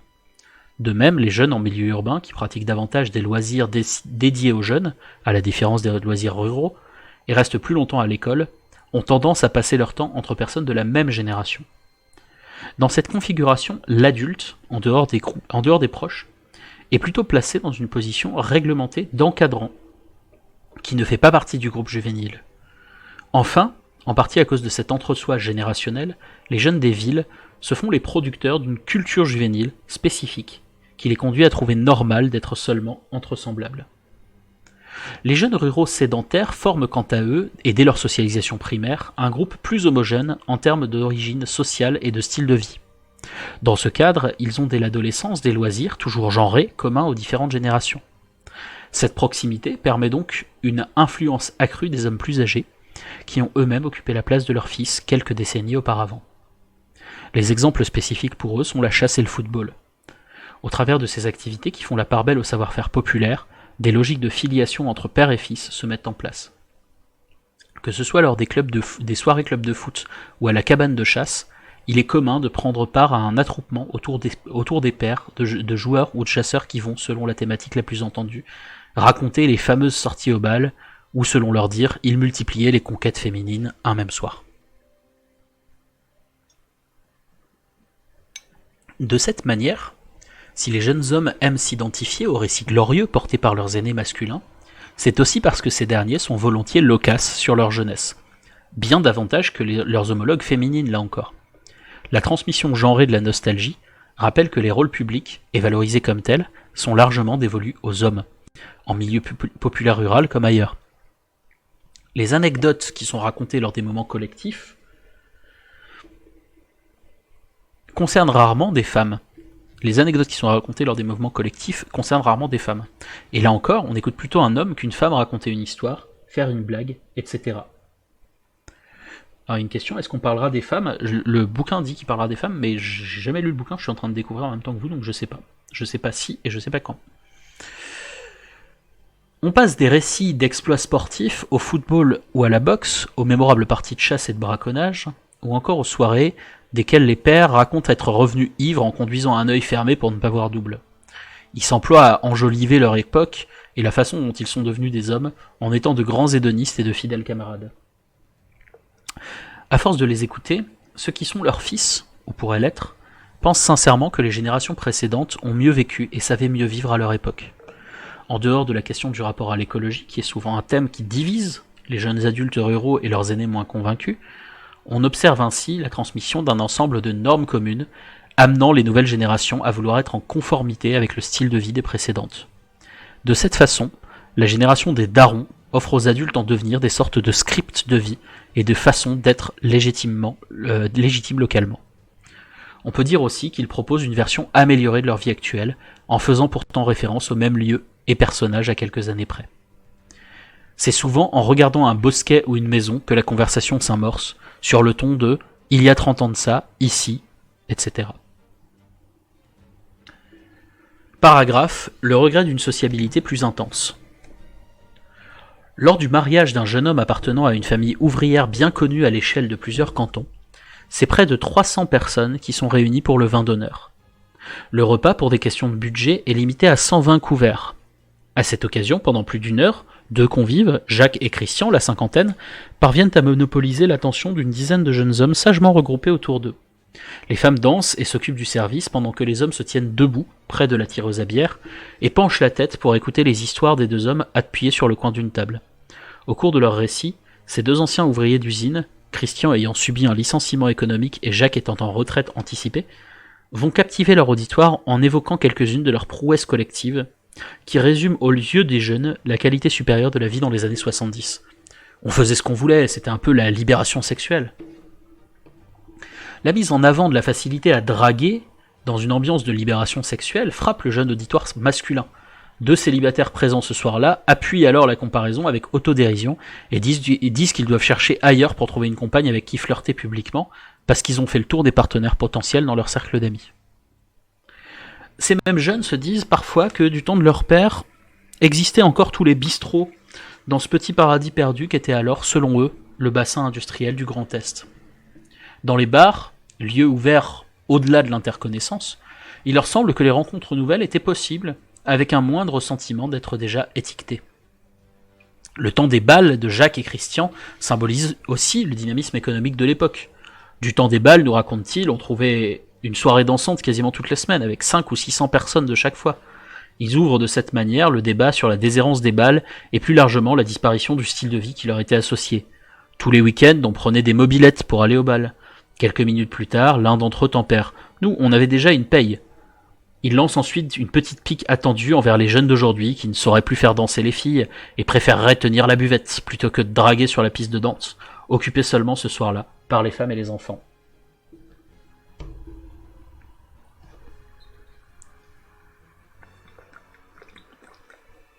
Oui, cet aspect, à mon avis, il doit revenir dessus, à mon avis, dans son interview au podcast Les couilles sur la table. Oui, bien sûr, la libération sexuelle, les hommages de la libération sexuelle, souvent, sont des hommages faits par des hommes sans prendre en compte la réalité de la vie des femmes. Ça, c'est typiquement le cas, mais c'est le cas aussi. C'est pas spécifiquement un truc pour le coup de personnes rurales. Quand vous entendez des personnes un peu plus âgées vous parler de la libération sexuelle à l'époque, même chez les grands bourgeois parisiens, en général, c'est la libération sexuelle pour certains, pendant que certaines font autre chose. Enfin, tu me diras, c'est pas aussi caricatural. Je m'embrouille. De toute façon, j'ai pas fait d'enquête sur la question. Salut Happy for Family, merci beaucoup pour avoir écouté, et puis à bientôt. Je reprends, paragraphe, le bal désert. Ces petites provocations des aînés nous amènent sur la question des activités festives dans les campagnes en déclin. Le nombre de bals est réduit à 5 ou 6 sur une année dans les cantons enquêtés. Il est arrivé que certaines soirées ne fassent pas plus de 60 entrées dans des salles des fêtes ayant par le passé, comme le mentionnaient Jacques et Christian, accueilli des centaines de personnes pour des soirées dansantes ayant lieu tous les 15 jours. Pour les jeunes, cette fête populaire symbolisait le savoir-vivre de leurs aînés et avait l'avantage d'être abordable en comparaison des boîtes de nuit, bien plus onéreuses. Désormais, dans certains bourgs en déclin, le bal est alors devenu un lieu de rassemblement stigmatisant. En évoquant ce sujet, c'était l'une de mes premières interrogations durant l'enquête, je m'entendais rétorquer que seuls les cassos se rendaient au bal aujourd'hui. Déserter le bal de village est donc plus qu'un phénomène culturel entraîné par l'apparition d'autres lieux de loisirs ou encore par l'expansion des loisirs numériques. Dans certains cantons, de nouvelles associations dynamiques, composées souvent de jeunes du coin issus des classes populaires, parviennent à organiser des bals attractifs, qui réunissent plusieurs centaines de personnes. Sauf que la communication autour de l'événement est inspirée de celle des boîtes de nuit, en mentionnant un filtrage à l'entrée par des agents de sécurité, un DJ à la renommée locale, la venue d'une personnalité, d'une miss, etc. Or ces établissements de nuit sont précisément en milieu rural construits contre l'image vieillotte des bals montés, intergénérationnels, populaires et plus facilement tournés en ridicule. Par ailleurs, malgré la réussite relative de ce type d'événement hybride entre bals et boîtes de nuit, la vitalité associative reste très inégale d'une décennie et d'un canton à l'autre. J'ai ainsi pu observer comment une nouvelle association très active a périclité après une brouille entre le fondateur et quelques membres. Les bonnes volontés bénévoles ne sauraient donc à elles seules faire disparaître les conséquences d'un profond déclin économique sur lequel reposent en dernière instance toutes ces fêtes. Pour illustrer cette situation, plongeons quelques instants dans une soirée ratée avec un groupe de jeunes qui entend se rendre au bal populaire alors que l'événement est boudé par les autres bandes de potes des environs. Le récit de la soirée passé chez Émilien et Sandra est assez symptomatique d'une situation critique dans un bourg désindustrialisé dont une partie de la population, ancrée dans la pauvreté de longue date, fait office de minorité du pire et de figure repoussoire dans tous les événements auxquels elle participe, les rues qu'elle habite, les cafés ou les kebabs qu'elle fréquente. Émilien, ouvrier, et Sandra, mère au foyer, forment un couple stable chez lequel j'ai toujours été bien accueilli en compagnie d'autres de leurs amis qui composent autour d'eux ce qu'ils appellent le petit clan. Ils font partie de ces personnes capables de polariser les sociabilités, d'attirer les regards et les conversations sur eux. Ce soir-là, comme 4 jours par semaine en moyenne, Jérémy, Lauriane et Mohamed sont passés chez le couple pour l'apéro. Par rapport à la plupart des groupes de jeunes qui se maintiennent dans le temps, ceux-là sont plus précaires et ont une moins bonne réputation. Néanmoins, les choses sont en train de s'améliorer pour eux tous, comme si la trajectoire d'établissement dans la vie adulte était avant tout collective. De leur côté, après avoir pris leur distance vis-à-vis des membres les plus stigmatisés du groupe, et ce à la faveur de leur mise en couple et de l'arrivée de leur premier enfant, Émilien et Sandra ont à cœur de ne plus passer pour des cassos, comme le dit Sandra. C'est ainsi l'une des femmes du groupe qui est la plus soucieuse d'un possible déshonneur apporté par les commérages. Et pour contredire les éventuels ragots à son encontre, Sandra redouble d'attention pour celles et ceux qu'elle reçoit chez elle. Devant moi, la jeune femme est souvent disposée à raconter son parcours de vie chaotique, marqué notamment par la consommation d'héroïne. C'est une manière pour elle d'évacuer beaucoup de souffrance, mais aussi de montrer qu'elle a réussi à se rétablir et à se stabiliser familialement. Très portée sur la rédemption, elle martèle qu'elle a changé à 100%, qu'il s'agit de la consommation de drogue ou plus largement d'une tendance, dit-elle, à se mettre tout seul dans la merde. Elle parle ce soir de ses problèmes de découvert qu'elle compte négocier auprès de la guichetière du bureau de poste du coin, car ayant moins de 25 ans, elle n'a pas encore le RSA qui tombe. Et ne peut faute de moyens, envisager de passer le permis. Le permis de conduire est une sorte de diplôme incontournable ici pour ne pas être marginalisé. Il serait pour elle la seule façon de se lancer dans une recherche d'emploi, dans ce contexte rural où les métiers féminins, notamment dans les services aux personnes âgées, nécessitent d'être mobiles en permanence pour répondre aux horaires décalés, à l'éloignement des domiciles des clients, au cumul entre travail et tâches domestiques. Elle pense qu'un changement de situation est pour bientôt. Lorsqu'elle évoque sa situation, Émilien prend tout de même soin de lui rappeler qu'elle cherche tout le temps du boulot, mais qu'il n'y a rien ici pour les femmes. Les autres membres du groupe acquiescent, et Sandra confie l'espèce de stress permanent que représente le fait d'être sans emploi sur le plan économique, mais surtout symbolique, lorsqu'on sait, tous, qu'ici, les gens jugent. De toute manière, ses amis sont au fait de cette situation, commune à plusieurs bourgs enquêtés, avec un chômage des jeunes, et des jeunes femmes, particulièrement plus élevé que celui des hommes du même âge. Finalement, Sandra devra attendre 6 ans avant de passer son permis, puis trouver un premier CDD de vendeuse, à 30 km de chez elle. Avant cela, son investissement dans la réputation, au lieu de se faire par le travail, passera d'abord par le fait de montrer une stabilité conjugale, puis maternelle et résidentielle. Localement, le peu d'emplois disponibles est surtout concentré dans les secteurs considérés masculins, tandis que l'emploi tertiaire est peu développé et précaire. Ce secteur féminisé, dont on sait qu'il est l'un des plus incertains et mal payés, demande une disponibilité et une mobilité importantes qui sont peu compatibles avec la prise en charge du travail domestique. Jérémy et Lauriane, l'autre couple du petit clan, sont quant à eux dans une meilleure situation. Jérémy est ouvrier boulanger dans le village où il réside. Lauriane vient d'obtenir un BTS et un stage de secrétaire comptable dans une maison familiale et rurale. Tout en étant considérée comme une bonne place, parce que promettant ensuite un poste rémunéré 1 500 € par mois, cet emploi est situé à une cinquantaine de kilomètres de son lieu de vie. Jérémy et Lauriane, qui se sépareront quelques mois plus tard, sont alors en train de racheter la maison d'un couple ayant divorcé peu de temps après le licenciement du conjoint. Le logement est situé en dehors du bourg, car ces jeunes n'aiment guère les centres-villes, qui concentrent les populations les plus pauvres et les plus âgées, et quelques anciennes demeures bourgeoises abandonnées. Le soir de bal, puisque nous sommes dans un canton où le plus proche bar ouvert un samedi soir est à une demi-heure de route, le groupe d'amis se réunit à la maison en guise de pré-soirée. À un moment, on entend les voisins se disputer violemment. « T'en as pas un qui bosse là-dedans », commente Emilien à leur propos. S'ensuivent des commentaires sur les raisons de la dispute qui seraient liées à un soupçon de tromperie dont tout le monde semble avoir connaissance ici, sauf moi comme souvent. La discussion dérive sur les probables occasions de croiser les ex-conjoints au bal de ce soir. Lauriane et Sandra font déjà le compte des filles, celles que l'on pourrait caser avec le célibataire du groupe, Mohamed, employé dans un fast-food. Jérémy annonce quant à lui son refus de payer l'entrée de 3 € et sa volonté de passer la nuit sur le perron de la salle des fêtes. « On s'en fout, on dansera toutes les deux », lance Lauriane à Sandra. De ces balles où il se rend tout le temps en disant qu'il n'y aura personne, Jérémy veut être aux premières loges pour discuter avec ceux qui sortent fumer et observer les éventuelles bagarres. « J'aime bien me battre parce que j'ai du sang de manouche », dit pour blaguer le jeune ouvrier, qui par ailleurs n'est pas du tout bagarreur. Dans ce groupe formé par un arabe, entre guillemets, un manouche, entre guillemets, et un raciste, entre guillemets, comme le résume un jour Mohamed avec ironie, on aime plaisanter sur les stéréotypes, tout en les trouvant parfois infondés lorsqu'ils coïncident avec un reproche que l'on veut se faire.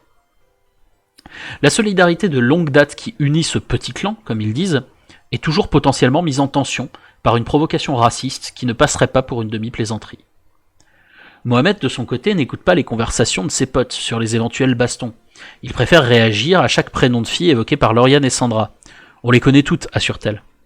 Les hésitations du jeune homme sont interprétées comme une possible relation secrète par ses deux amis qui cherchent à lui faire avouer des liaisons avec des jeunes femmes de leur entourage ou encore mieux à le caser avec une de leurs amies qui de toute façon pourrait traîner avec elle en rejoignant le groupe d'amis.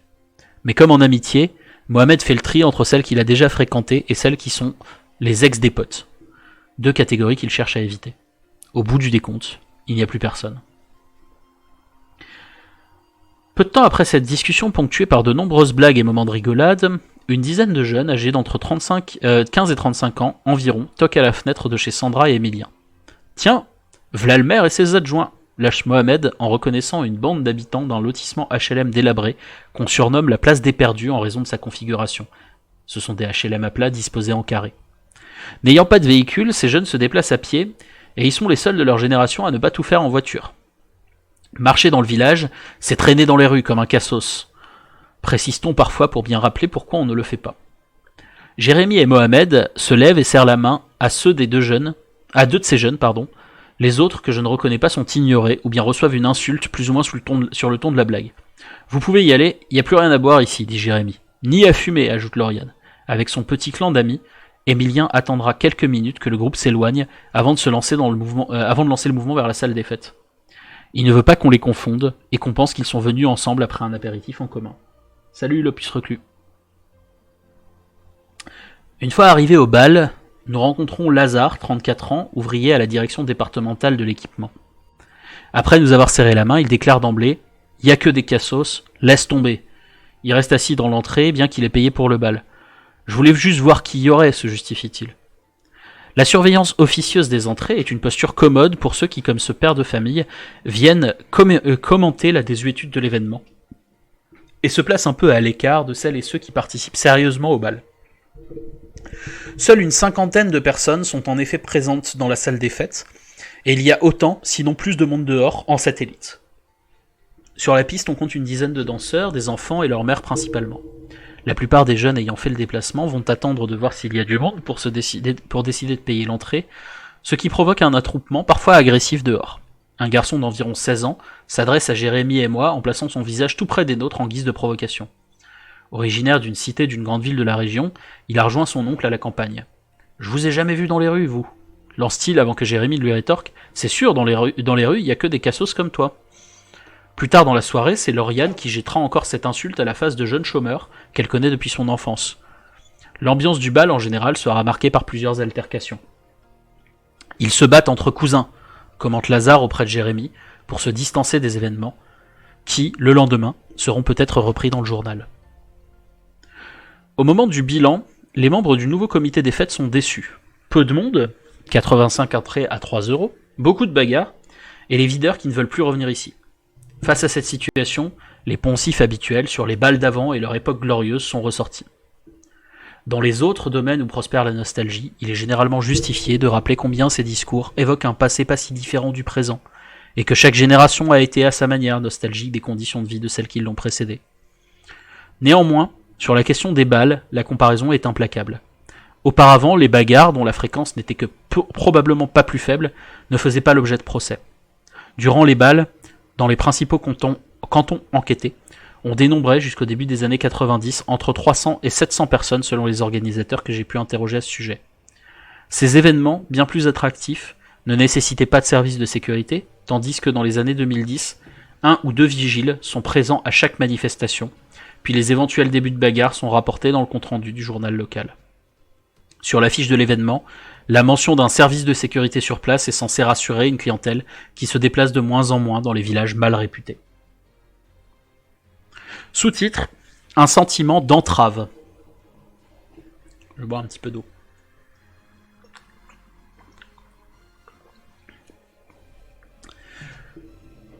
Là encore, ce passé est associé à l'idée d'une confiance plus grande entre les habitants et ceux chargés de les contrôler. Celle-ci s'exprime notamment sur les questions d'usage de l'espace. On allait partout, on pouvait boire un coup sans se faire arrêter, pensent les jeunes qui critiquent les bals de maintenant, qui sont déserts, selon eux, parce que les conducteurs alcoolisés osent moins prendre la route, mais aussi parce que la crainte d'une bagarre rebute certains. Et plus fondamentalement, comme l'a montré la petite scène entre les deux groupes de jeunes devant chez Sandra et Emilian avant le bal, les jeunes des classes populaires qui ont passé leur enfance et leur adolescence à se réunir dans les rues du village, en s'affichant fièrement sur les marches de la mairie ou à la voir, ont désormais intégré l'idée qu'arpenter les rues revenait à traîner et potentiellement à se faire mal voir, et donc potentiellement contrôlé par la gendarmerie. En réponse, le domicile privé est devenu le lieu de sociabilité le plus recommandable, mais aussi le plus autonome, celui sur lequel on a une maîtrise franche. L'usage libre du dehors et des réunions publiques, comme les bals, renvoie pour eux à un temps révolu. Ce phénomène n'est probablement pas spécifique au fait de vivre en milieu rural. On en retrouve logiquement des variantes proches chez les jeunes de cité par exemple. Ceux que l'on oppose a priori aux ruraux ont en commun d'être enfants d'ouvriers et d'employés, le plus souvent, d'avoir grandi dans des régions fortement impactées par la chute de l'industrie, et de manifester un sentiment de dépossession de l'organisation du quotidien et de l'usage de l'espace sans cesse démantelé ou remodelé par les projets des promoteurs ou les politiques publiques. Au fond, ces paroles nostalgiques de Younes Amrani, une jeune de cité de la région lyonnaise, pourraient tout à fait avoir été prononcées par un des jeunes enquêtés. C'est une citation un peu longue, donc je vous dirai quand elle se termine. Citation. « Ce qu'il y avait de bien quand j'étais petit, c'est une liberté qui, je crois, n'existe pas quand on habite dans un quartier populaire. Quand on n'habite pas dans un quartier populaire. Je veux dire par là qu'on était constamment dehors et que c'était pas mal. On jouait au foot, on faisait des cabanes incroyables, des excursions pour chercher des châtaignes, ce genre de trucs, quoi. D'ailleurs, j'ai l'impression que les gamins ne jouent plus autant que nous avant. Donc quand j'étais petit, j'étais toujours en vadrouille. » Fin de citation. C'est une citation, soit dit en passant, d'un bouquin qui s'appelle Pays de Malheur, qui a été coécrit par Younes Amrani et Stéphane Beau.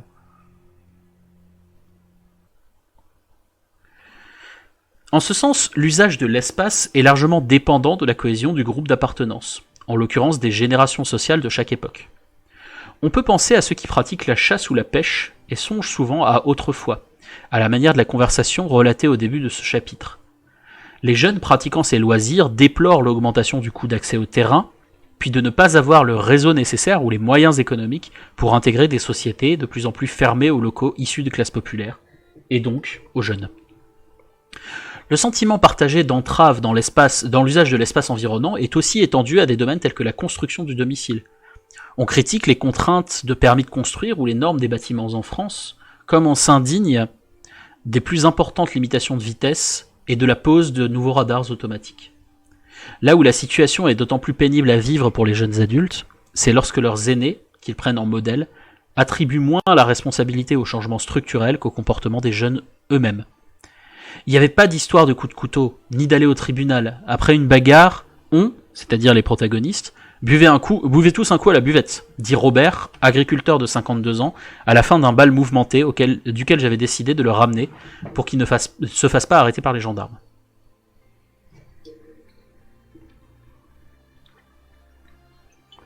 Sous-titre: un homme qui ne travaille pas ne vaut rien.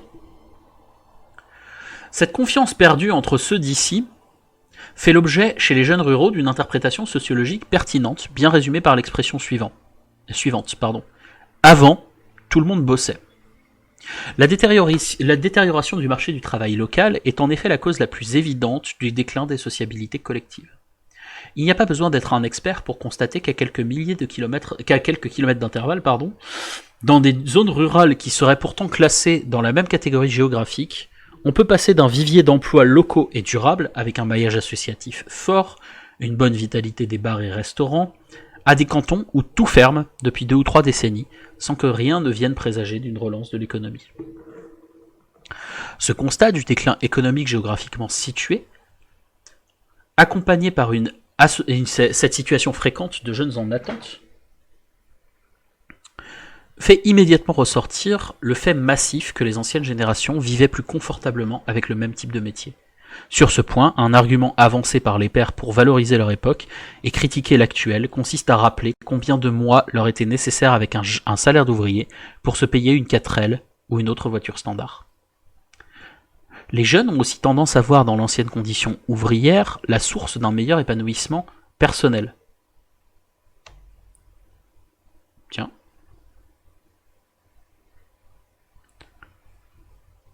Aurais-je lâché? Je suis désolé, je vois qu'il y a des problèmes de connexion de mon côté. Non, je suis toujours en ligne.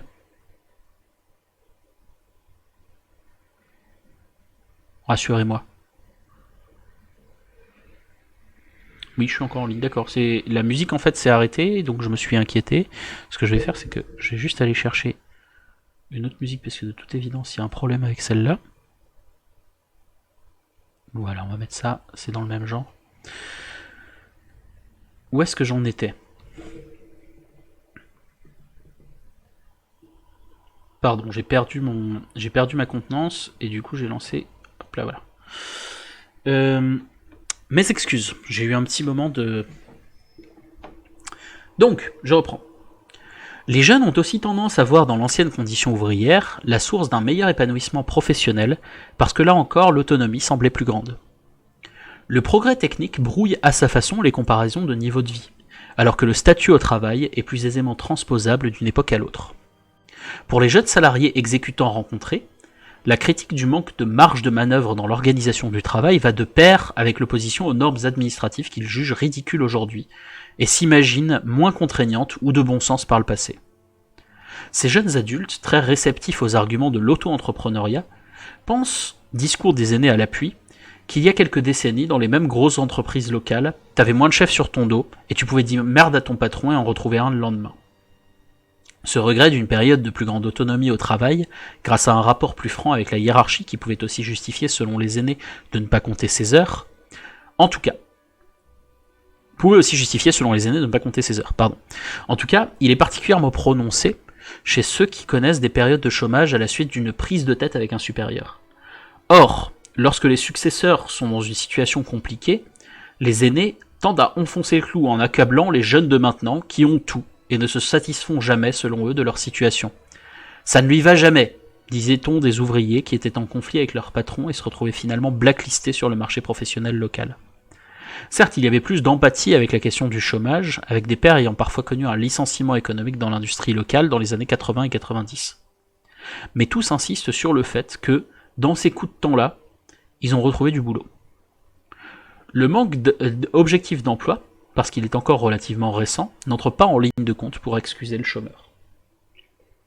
Le travail s'est raréfié, mais il n'empêche que, comme je l'ai entendu à plusieurs reprises sous des formes proches, le même jugement moral sans pitié est prononcé de la part des anciens. Celui qui ne travaille pas ne vaut rien. Et bien des jeunes peuvent reprendre à leur compte ce verdict définitif. Ça bosse pas, ça vaut rien. Bien évidemment, la plupart de ceux qui restent et donc s'engagent dans des secteurs d'emploi fragiles grandissent avec cette hantise de devenir un de ceux qui ne valent rien. Par anticipation, ils se démènent tout à la fois pour échapper au chômage et s'assurer une bonne réputation. Ainsi, Eric, 30 ans, ouvrier couvreur devenu auto-entrepreneur, s'était même résolu à émigrer loin de chez lui pour chercher du travail afin d'échapper aux stigmates du chômage. Il a en effet pris cette décision difficile, pour lui qui aime être entouré d'amis qu'il connaît depuis l'enfance, à force, dit-il, d'être traité comme de la merde au travail par ses patrons, mais surtout vu comme un branleur par ceux d'ici, lorsqu'il était au chômage après un conflit avec un entrepreneur. Il lui semble que les gens du coin se rangent sans savoir du côté de l'employeur en cas de conflit avec un employé, comme j'ai pu l'observer lorsqu'il s'agissait de procès au prud'homme. De jeunes chômeurs comme Eric, à ce moment-là, sont parfois tellement pointés du doigt comme des profiteurs d'aide sociale, les tirs au cul, qu'ils ne parviennent même pas à trouver du travail au noir parce qu'on ne leur fait pas confiance, comme le déplore Dimitri, chômeur de longue durée âgé de 29 ans, auparavant cariste intermédiaire dans une usine ayant fermé. Aussi, n'importe qui peut faire du black, me dit souvent Martin, ouvrier du bâtiment qui s'est spécialisé dans cette activité de travail au noir les week-ends, en complément de son travail de maçon dans une grande entreprise du bâtiment la semaine. Souvent vu comme une stratégie à disposition des plus précaires, le secteur informel, dans ce contexte, requiert en effet une bonne réputation, et donc une certaine stabilité, qui fait défaut aux chômeurs de longue durée. Il arrive par ailleurs que même ceux qui accèdent au marché du travail subissent la désapprobation des plus âgés qu'eux, dans la mesure où, cette fois, c'est leur style de vie qui pose problème, avec notamment la consommation de cannabis, une pratique banalisée mais toujours possiblement stigmatisante en fonction du consommateur et du lieu. Cette autre conversation entre Jacques et Corinne, une femme du même âge environ que lui, secrétaire dentaire, résume quelques arguments banals contre ce qui en apparence symboliserait à leurs yeux le mode de vie des nouvelles générations.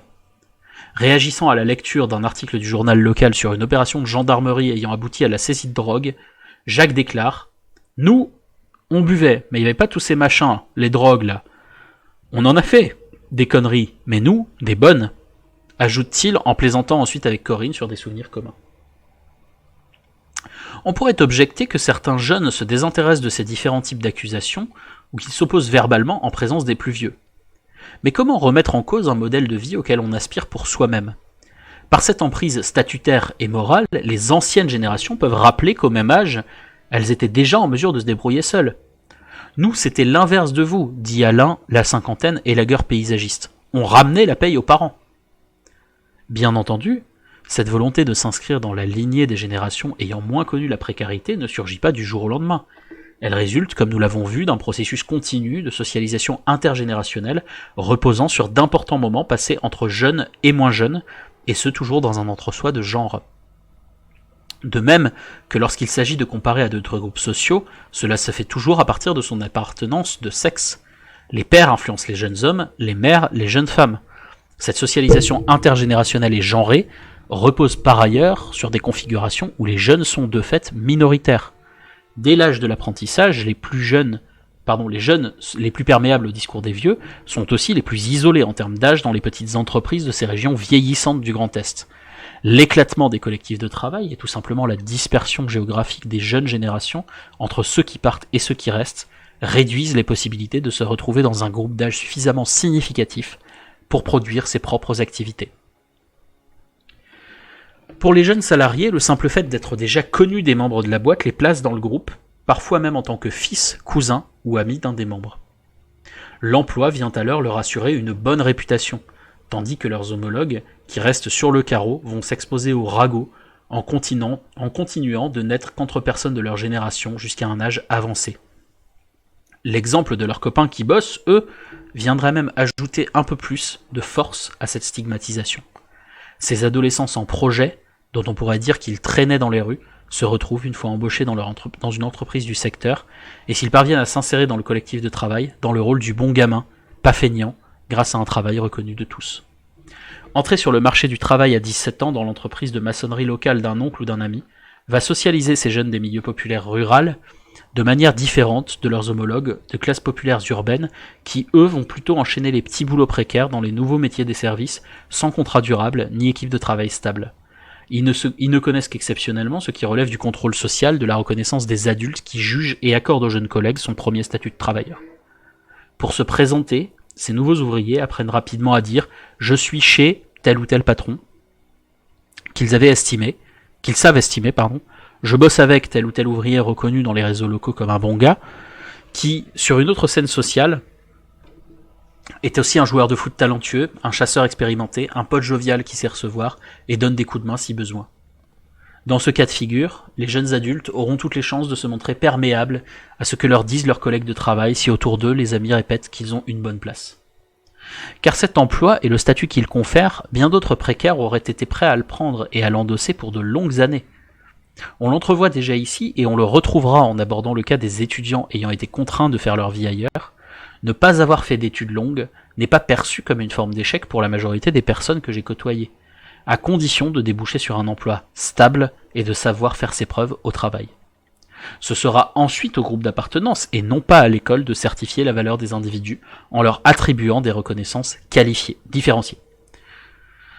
C'est ce qui amène dans ces zones rurales populaires le groupe d'amis à occuper une place dominante dans les sociabilités, alors même que l'on est ouvrier ou auto-entrepreneur. Dans ces cantons du Grand Est industriel déclinant, la forte surreprésentation des classes populaires dans le périmètre géographique d'interconnaissance, qui s'étend sur plusieurs cantons, est couplée à une très faible présence des cadres et donc des exemples de trajectoires étudiantes. Cet entre-soi permet en partie de renverser ou de réinterpréter les légitimités scolaires et professionnelles. Entrer très tôt sur le marché du travail n'est pas perçu comme un échec si cela se fait dans des conditions de stabilité et aussi d'encadrement favorables, c'est-à-dire au sein d'un collectif de travail qui laissera peu à peu l'autonomie au jeune ouvrier ou à la jeune employée. Typiquement, en fonction des métiers, il s'agira pour les jeunes hommes d'accéder aux machines et aux tâches plus dangereuses, pour les femmes de se rapprocher des responsabilités les plus cruciales comme la gestion des clients les plus importants ou la comptabilité. Pour les hommes, le travail obtenu est ensuite d'autant plus considéré comme une bonne place qu'il permet de fréquenter les gars du boulot, en dehors et d'accéder avec eux à des lieux et des milieux sociaux sélectifs, comme les sociétés de chasse par exemple, ou certaines équipes de foot. Ensuite, la volonté empressée de s'assurer une filiation par le travail va de pair avec une installation matrimoniale plus précoce qu'ailleurs, en ville et dans les milieux plus aisés, notamment ceux à fort capital culturel. Derrière ces stratégies, qui pour d'autres classes sociales pourraient paraître précipitées, on retrouve souvent la crainte de finir comme tel ami qui est passé de la figure du bon gamin à celle du branleur lorsqu'il a perdu son emploi. Face aux anciennes générations qui ont connu des conditions beaucoup plus favorables d'entrer sur le marché du travail et dans la vie d'adulte en général, les jeunes hommes en situation précaire n'ont donc symboliquement guère de marge de manœuvre, si ce n'est cette ultime parade qui consiste à renvoyer le stigmate vers d'autres membres de leur génération qui seraient de vrais feignants, ou encore de se dire de plus en plus longtemps encore jeunes pour insinuer que leur destin social n'est pas fixé et qu'ils peuvent toujours se permettre de repousser les échéances. Cette situation est d'autant plus commune dans les bourgs où, comme l'a montré Nicolas Renaï, la désindustrialisation ferme la principale perspective d'avenir professionnel sans que les prétendants à l'emploi aient le temps d'adopter d'autres stratégies. Les consciences s'adaptent avec du retard au changement de la structure économique. Et c'est ce délai qui fait des dégâts importants, comme en atteste l'importante consommation d'héroïne par ces générations locales arrivées sur le marché de l'emploi au début des années 2000 et qui depuis ne parviennent pas à l'intégrer.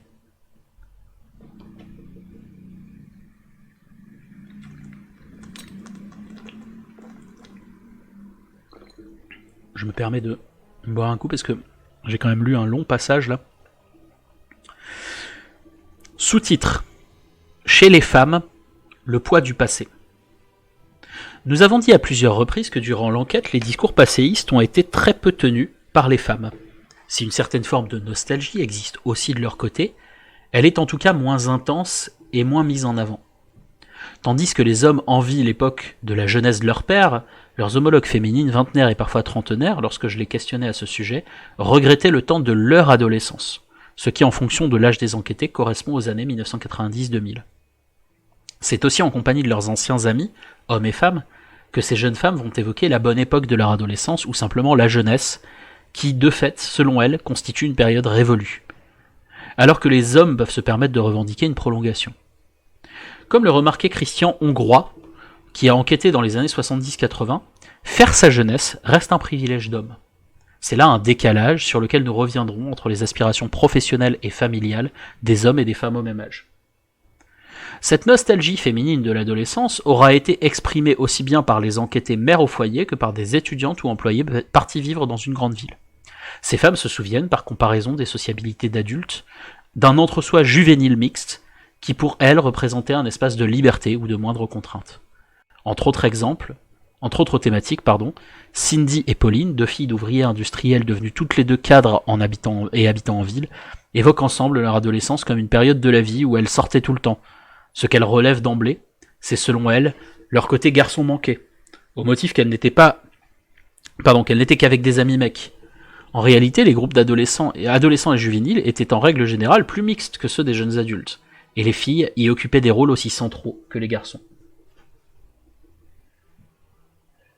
C'est une sensation étrange d'entendre un sociologue décrire le milieu qu'on connaît. Je suis de ceux qui sont partis, mais il décrit totalement le village où vivaient mes parents. C'est émotionnellement chelou.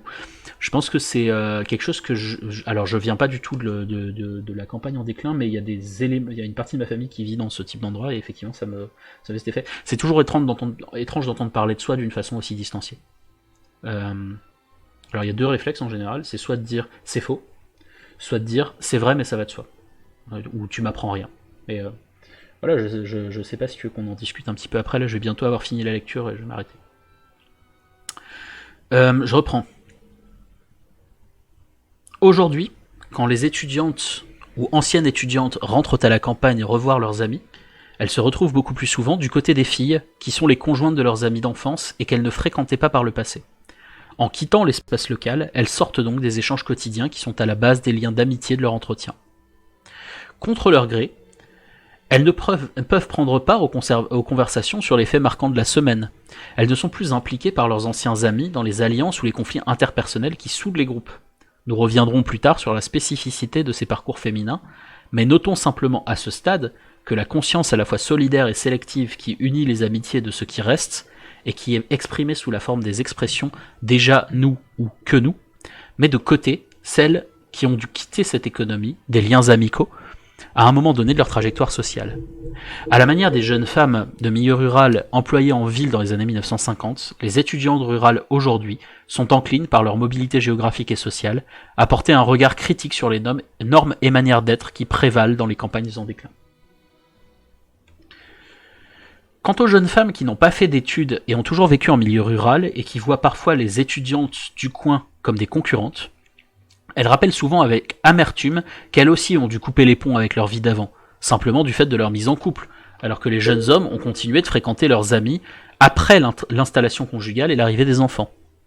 Lorsque j'ai pu parler avec des groupes de femmes à ce sujet, les sédentaires se sont justifiés mutuellement d'avoir à cœur de ne pas faire n'importe quoi une fois posés. Alexia, esthéticienne de 23 ans, compare ainsi sa situation actuelle à quand elle était jeune, lors d'une discussion avec plusieurs autres jeunes femmes, dont certaines qu'elle rencontre pour la première fois ce soir-là dans une soirée organisée par leur conjoint. Dans ce temps-là, je faisais nimp, j'avais plein de potes mecs, je buvais et je sortais tout le temps. Comme nous le verrons plus tard en examinant la formation des groupes d'amis et leur fonctionnement, la bande tente à se former autour des hommes, et par ricochet, à couper les femmes de leur sociabilité amicale antérieure. Les hommes peuvent alors rester dans une continuité autochtone qui offre davantage de reconnaissance symbolique et même des possibles ressources matérielles. De leur côté, une grande partie des femmes enquêtées, après la mise en couple, se retrouvent dans un rôle ingrat de contrôle de leur conjoint lorsque celui-ci a un travail stable, une bande de potes avec qui il sort, des activités de loisirs nombreuses à l'extérieur. Les hommes ont ainsi tendance à confisquer ces ressources sociales nécessaires pour prolonger leur jeunesse et s'intégrer dans un collectif d'amis valorisant. C'est donc pour ces raisons structurelles qui renvoient aux inégalités hommes-femmes sur le marché du travail en milieu rural que la différence du rapport au passé est fortement genrée. En côtoyant aussi les mères de ces jeunes femmes, j'ai constaté qu'elles-mêmes parlaient de leur propre jeunesse dans les années 70 avec moins de nostalgie que leurs homologues masculins. Au lieu de la liberté mise en avant par les hommes, les quelques femmes avec qui j'ai pu en discuter, soit rapidement soit en entretien, retiennent une relation difficile avec leur mère, ou du moins un plus fort contrôle social exercé sur les femmes en général par les gens du coin. Véronique, fille d'ouvrier devenue cadre, évoque pour sa part un choc des cultures qui l'étouffait entre elle, étudiante devenue de gauche, et une mère issue d'un milieu paysan très catholique et conservateur, qui travaillait en tant que femme de ménage chez les patrons de son mari. selon une logique paternaliste ayant durablement marqué les industries rurales implantées dans le Grand Est. Véronique, dont la trajectoire ascendante favorise une capacité à l'auto-analyse, raconte notamment comment, quelques mois après mai 68, sa mère et elle se sont disputées sur la question de la pilule contraceptive, ce qui a entraîné son départ du foyer et l'a doublement motivée, assure-t-elle, à poursuivre des études supérieures. Sur cet exemple de la liberté post-mai 68 en milieu rural, thème qui était un peu plus haut évoqué par des hommes ayant connu cette époque, on peut se demander si la dite libération des mœurs n'a pas surtout profité au genre masculin. Martine, 58 ans, employée communale issue d'une vieille famille locale, évoque souvent sa jeunesse en compagnie de sa sœur cadette et de femmes plus jeunes de la famille élargie. Mais cette fois, c'est lors d'un match de football où les compagnes de joueurs sont présentes dans les tribunes que les deux mères de famille, assises côte à côte, se comparent aux filles de maintenant. Elles évoquent ainsi le cas de l'une d'entre elles qui, cette saison, aurait flirté avec 2 joueurs de la même équipe. Tout en disant que la jeune femme a bien raison de ne pas se prendre la tête, elle juge qu'à leur époque il était plus compliqué de ne pas se soucier du qu'en dira-t-on, et de la possibilité que la mère la prenne. En retour, ces mères de famille insistent sur leur volonté de ne pas interdire, mais plutôt d'accompagner l'entrée dans la sexualité de leur propre fille ou nièce, comme ce n'était pas le cas pour Martine. Ces femmes d'une génération antérieure manifestent ainsi la volonté de ne pas reproduire leurs propres conditions de genre, ni leur ancienne relation conflictuelle avec leur mère. De cette manière, la transmission féminine du rapport au passé se construit quasiment comme le miroir inversé de cette nostalgie masculine précédemment décrite.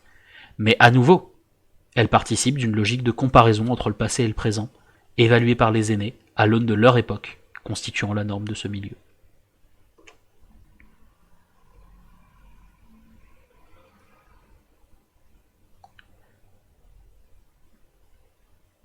Sous-titre: la peur de ressasser un passé honteux chez les plus précaires. D'un point de vue méthodologique, questionner le passé proche aura parfois provoqué des tensions chez le répondant. Certains enquêtés ont résisté à l'objectivation avec des arguments assez comparables à celui d'Alexia qui me dit lors d'un entretien « Ce qui compte, c'est pas d'où tu viens, c'est ce que tu fais, c'est ce que t'as fait avant et tout, on se fout de ça, c'est qui t'aime maintenant, comment t'aimes maintenant. Sinon, c'est juste pour baver sur les gens, et moi ça tu vois c'est pas mon truc. » Elle se révèle aujourd'hui agacée par mes questions sur son adolescence, du temps où elle vivait chez ses parents, aujourd'hui empêtrée dans des affaires judiciaires. À sa façon, Alexia reprend un discours diffusé largement dans la culture populaire. Elle récuse l'intérêt d'évoquer ses origines sociales, autrement dit l'information de base à toute sociologie objectivante. En niant, comme chez elle comme chez les autres, tout déterminisme, elle peut ainsi affirmer que chacun a ou aura sa chance. Alexia est aujourd'hui en couple avec Grégory, l'artisan boulanger évoqué dans l'épisode de la cabane de chasse. Venant d'une famille aisée et en passe d'ouvrir sa propre boulangerie. Elle sait par l'expérience comment la connaissance du passé des individus peut servir, comme elle dit, à baver sur les gens comme elle, qui ne viennent pas d'une bonne famille, qui ont connu des situations difficiles. En l'occurrence, ressasser le passé de la jeune femme sert à d'autres femmes et hommes enquêtés à critiquer son union avec le jeune homme. Venant d'une famille pauvre et étant considérée comme très belle, Alexia a longtemps été accusée d'être avec lui pour l'argent. Dans cette forte interconnaissance où l'on dit par dépit que tout se sait ou que tout finit par se savoir, la version retenue de la trajectoire d'une personne contribue fortement à sceller sa réputation. Celle-ci n'étant pas sans lien avec les chances d'obtenir un travail et d'améliorer sa situation en restant vivre dans le coin.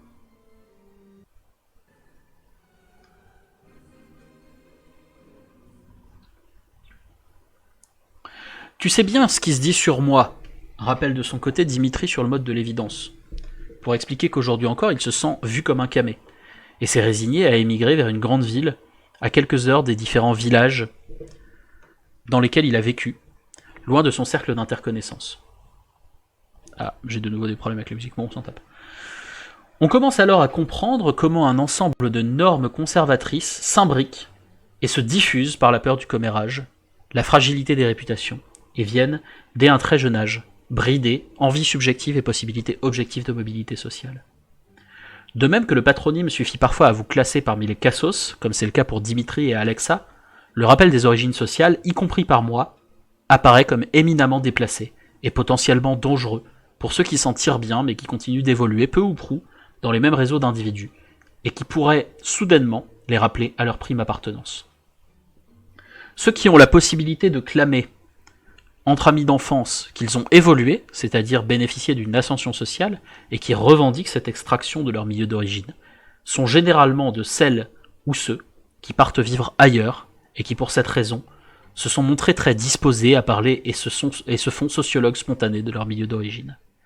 Mais dans le même temps, ces émigrés ne font pas office de modèle de réussite pour ceux qui restent. Ils sortent de leur vie quotidienne. Fin du chapitre. Fin du chapitre et fin de la lecture, parce que déjà c'était un chapitre beaucoup plus long que ce que j'avais imaginé. Bon, d'un autre côté, j'aurais dû m'en douter, ça fait quand même 33 pages. Et ensuite parce que je suis fatigué. Voilà, Pardon. Voilà, du coup, j'ai vu un peu vos commentaires en passant. C'est vrai que c'est très intéressant. Il y a plusieurs personnes qui disaient que c'était un monde que ils ou elles avaient connu ou connaissaient maintenant. C'est vrai qu'il y a une, comment dire, face à un discours qui peut être parfois un peu, comme dit l'autre, misérabiliste, un peu cliché, un peu, etc. D'avoir un, comment ça s'appelle, d'avoir un, merde, je perds mes mots. D'avoir un regard comme ça qui est ancré, qui est situé, c'est très intéressant. Moi j'ai appris plein de trucs. C'est vrai que cette notion de comment dire, de socialisation intergénérationnelle, etc., c'est un truc que j'aurais jamais même imaginé en fait. Là je viens de repenser à plein de trucs que j'ai pu moi-même faire en sciences sociales. Et et et du coup, ça me fait cogiter. J'ai trouvé ça très intéressant. Euh, Écoutez, je vais pas développer beaucoup bien davantage. Je tiens à remercier toutes les personnes qui sont abonnées pendant le stream. Je vous renvoie aussi, du coup, à, euh, à cette même chaîne Twitch où on va parler dans 2 semaines d'un nouveau sujet. Alors, il faut que je regarde mon propre planning parce que je me souviens plus. Oui, on va parler du vote, évidemment, on va parler de Nona Mayer et Céline Braconnier, de la participation politique des précaires, et ça promet d'être très intéressant. Vous pouvez également trouver, bien sûr, je me permets de faire ma petite promo, donc vous pouvez trouver la chaîne Twitch, bon vous êtes dessus, si vous êtes sur Twitch, donc twitch.tv/mandofstrocknis, vous pouvez trouver la chaîne YouTube, qui est pas aussi simple parce qu'elle n'a pas de nom unique, mais si vous cherchez Pandofstrocknis sur YouTube, vous le trouverez. Je suis présent sur Twitter, évidemment. Je vous renvoie à l'interview très intéressante que j'ai eu l'occasion de faire avec Denis Colombi concernant son bouquin Où va l'argent des pauvres la semaine dernière, qui touchait aussi aux questions de classe populaire, cette fois-ci plutôt urbaine, mais à travers une sociologie économique et compréhensive très chouette. Moi, je vous dis, oui. Alors voilà, je vais faire les plugs pour les autres, évidemment. Merci Twisted Punk de me rappeler ça. Donc, une streameuse qui est beaucoup plus connue que moi sur cette plateforme, Maudit, fait de la lecture de bouquins en sciences sociales. La dernière fois que j'ai vérifié, elle lisait La France invisible tous les mercredis soirs. Avec un dispositif très différent, puisque moi j'interagis quasiment pas avec vous, elle beaucoup plus. Vous pouvez également jeter un œil. Qu'est-ce que j'ai vu J'ai vu Patchwork, une chaîne YouTube qui a fait une vidéo sur la question de la sociologie et du scepticisme récemment. J'ai vu Politicon qui vient de sortir, Politicon avec un K, qui vient de sortir une vidéo sur les classes sociales. Allez jeter un œil à ça. Allez jeter un œil à Minute Rouge. Allez jeter un œil à qu'est-ce que j'ai raté d'autre Oui d'accord, qui est également une chaîne YouTube qui fait de la vulgarisation un petit peu autour de sciences sociales, d'idées de gauche, etc. Allez jeter un œil à tout ça. Moi, je vous dis merci d'avoir été ici. Merci pour les personnes qui sont là sur le YouTube. N'hésitez pas à vous abonner, n'hésitez pas à liker, à cliquer des flèches bleues. Je suis pas exactement sûr d'avoir entièrement compris ce qui se passait. Si vous cliquez pas sur le pouce bleu et si vous cliquez sur le pouce bas, est-ce je sais pas en fait si YouTube m'envoie une lettre ou alors passe un coup de fil à ma mère pour lui dire qu'il faut me confisquer mon YouTube. Tout ça c'est un peu nouveau pour moi, donc je sais pas bien comment ça marche. En tout cas, j'espère que je vais pas me retrouver avec des problèmes. C'est ça l'essentiel. Moi, blague à part, je vous souhaite une bonne soirée. Et puis bah du coup, à la prochaine pour de nouvelles aventures. Il se peut qu'il y ait d'autres épisodes hors série qui paraissent bientôt. Mais bon, on verra. Ok, salut tout le monde, c'était Pandov Stroktis pour donc la lecture de Benoît Coquart, ce qui reste. Évidemment, j'ai oublié de le dire, achetez et lisez le bouquin de Benoît Coquart, c'était vachement bien. Voilà, moi je vous dis à la prochaine fois, je vous souhaite une bonne soirée, à plus.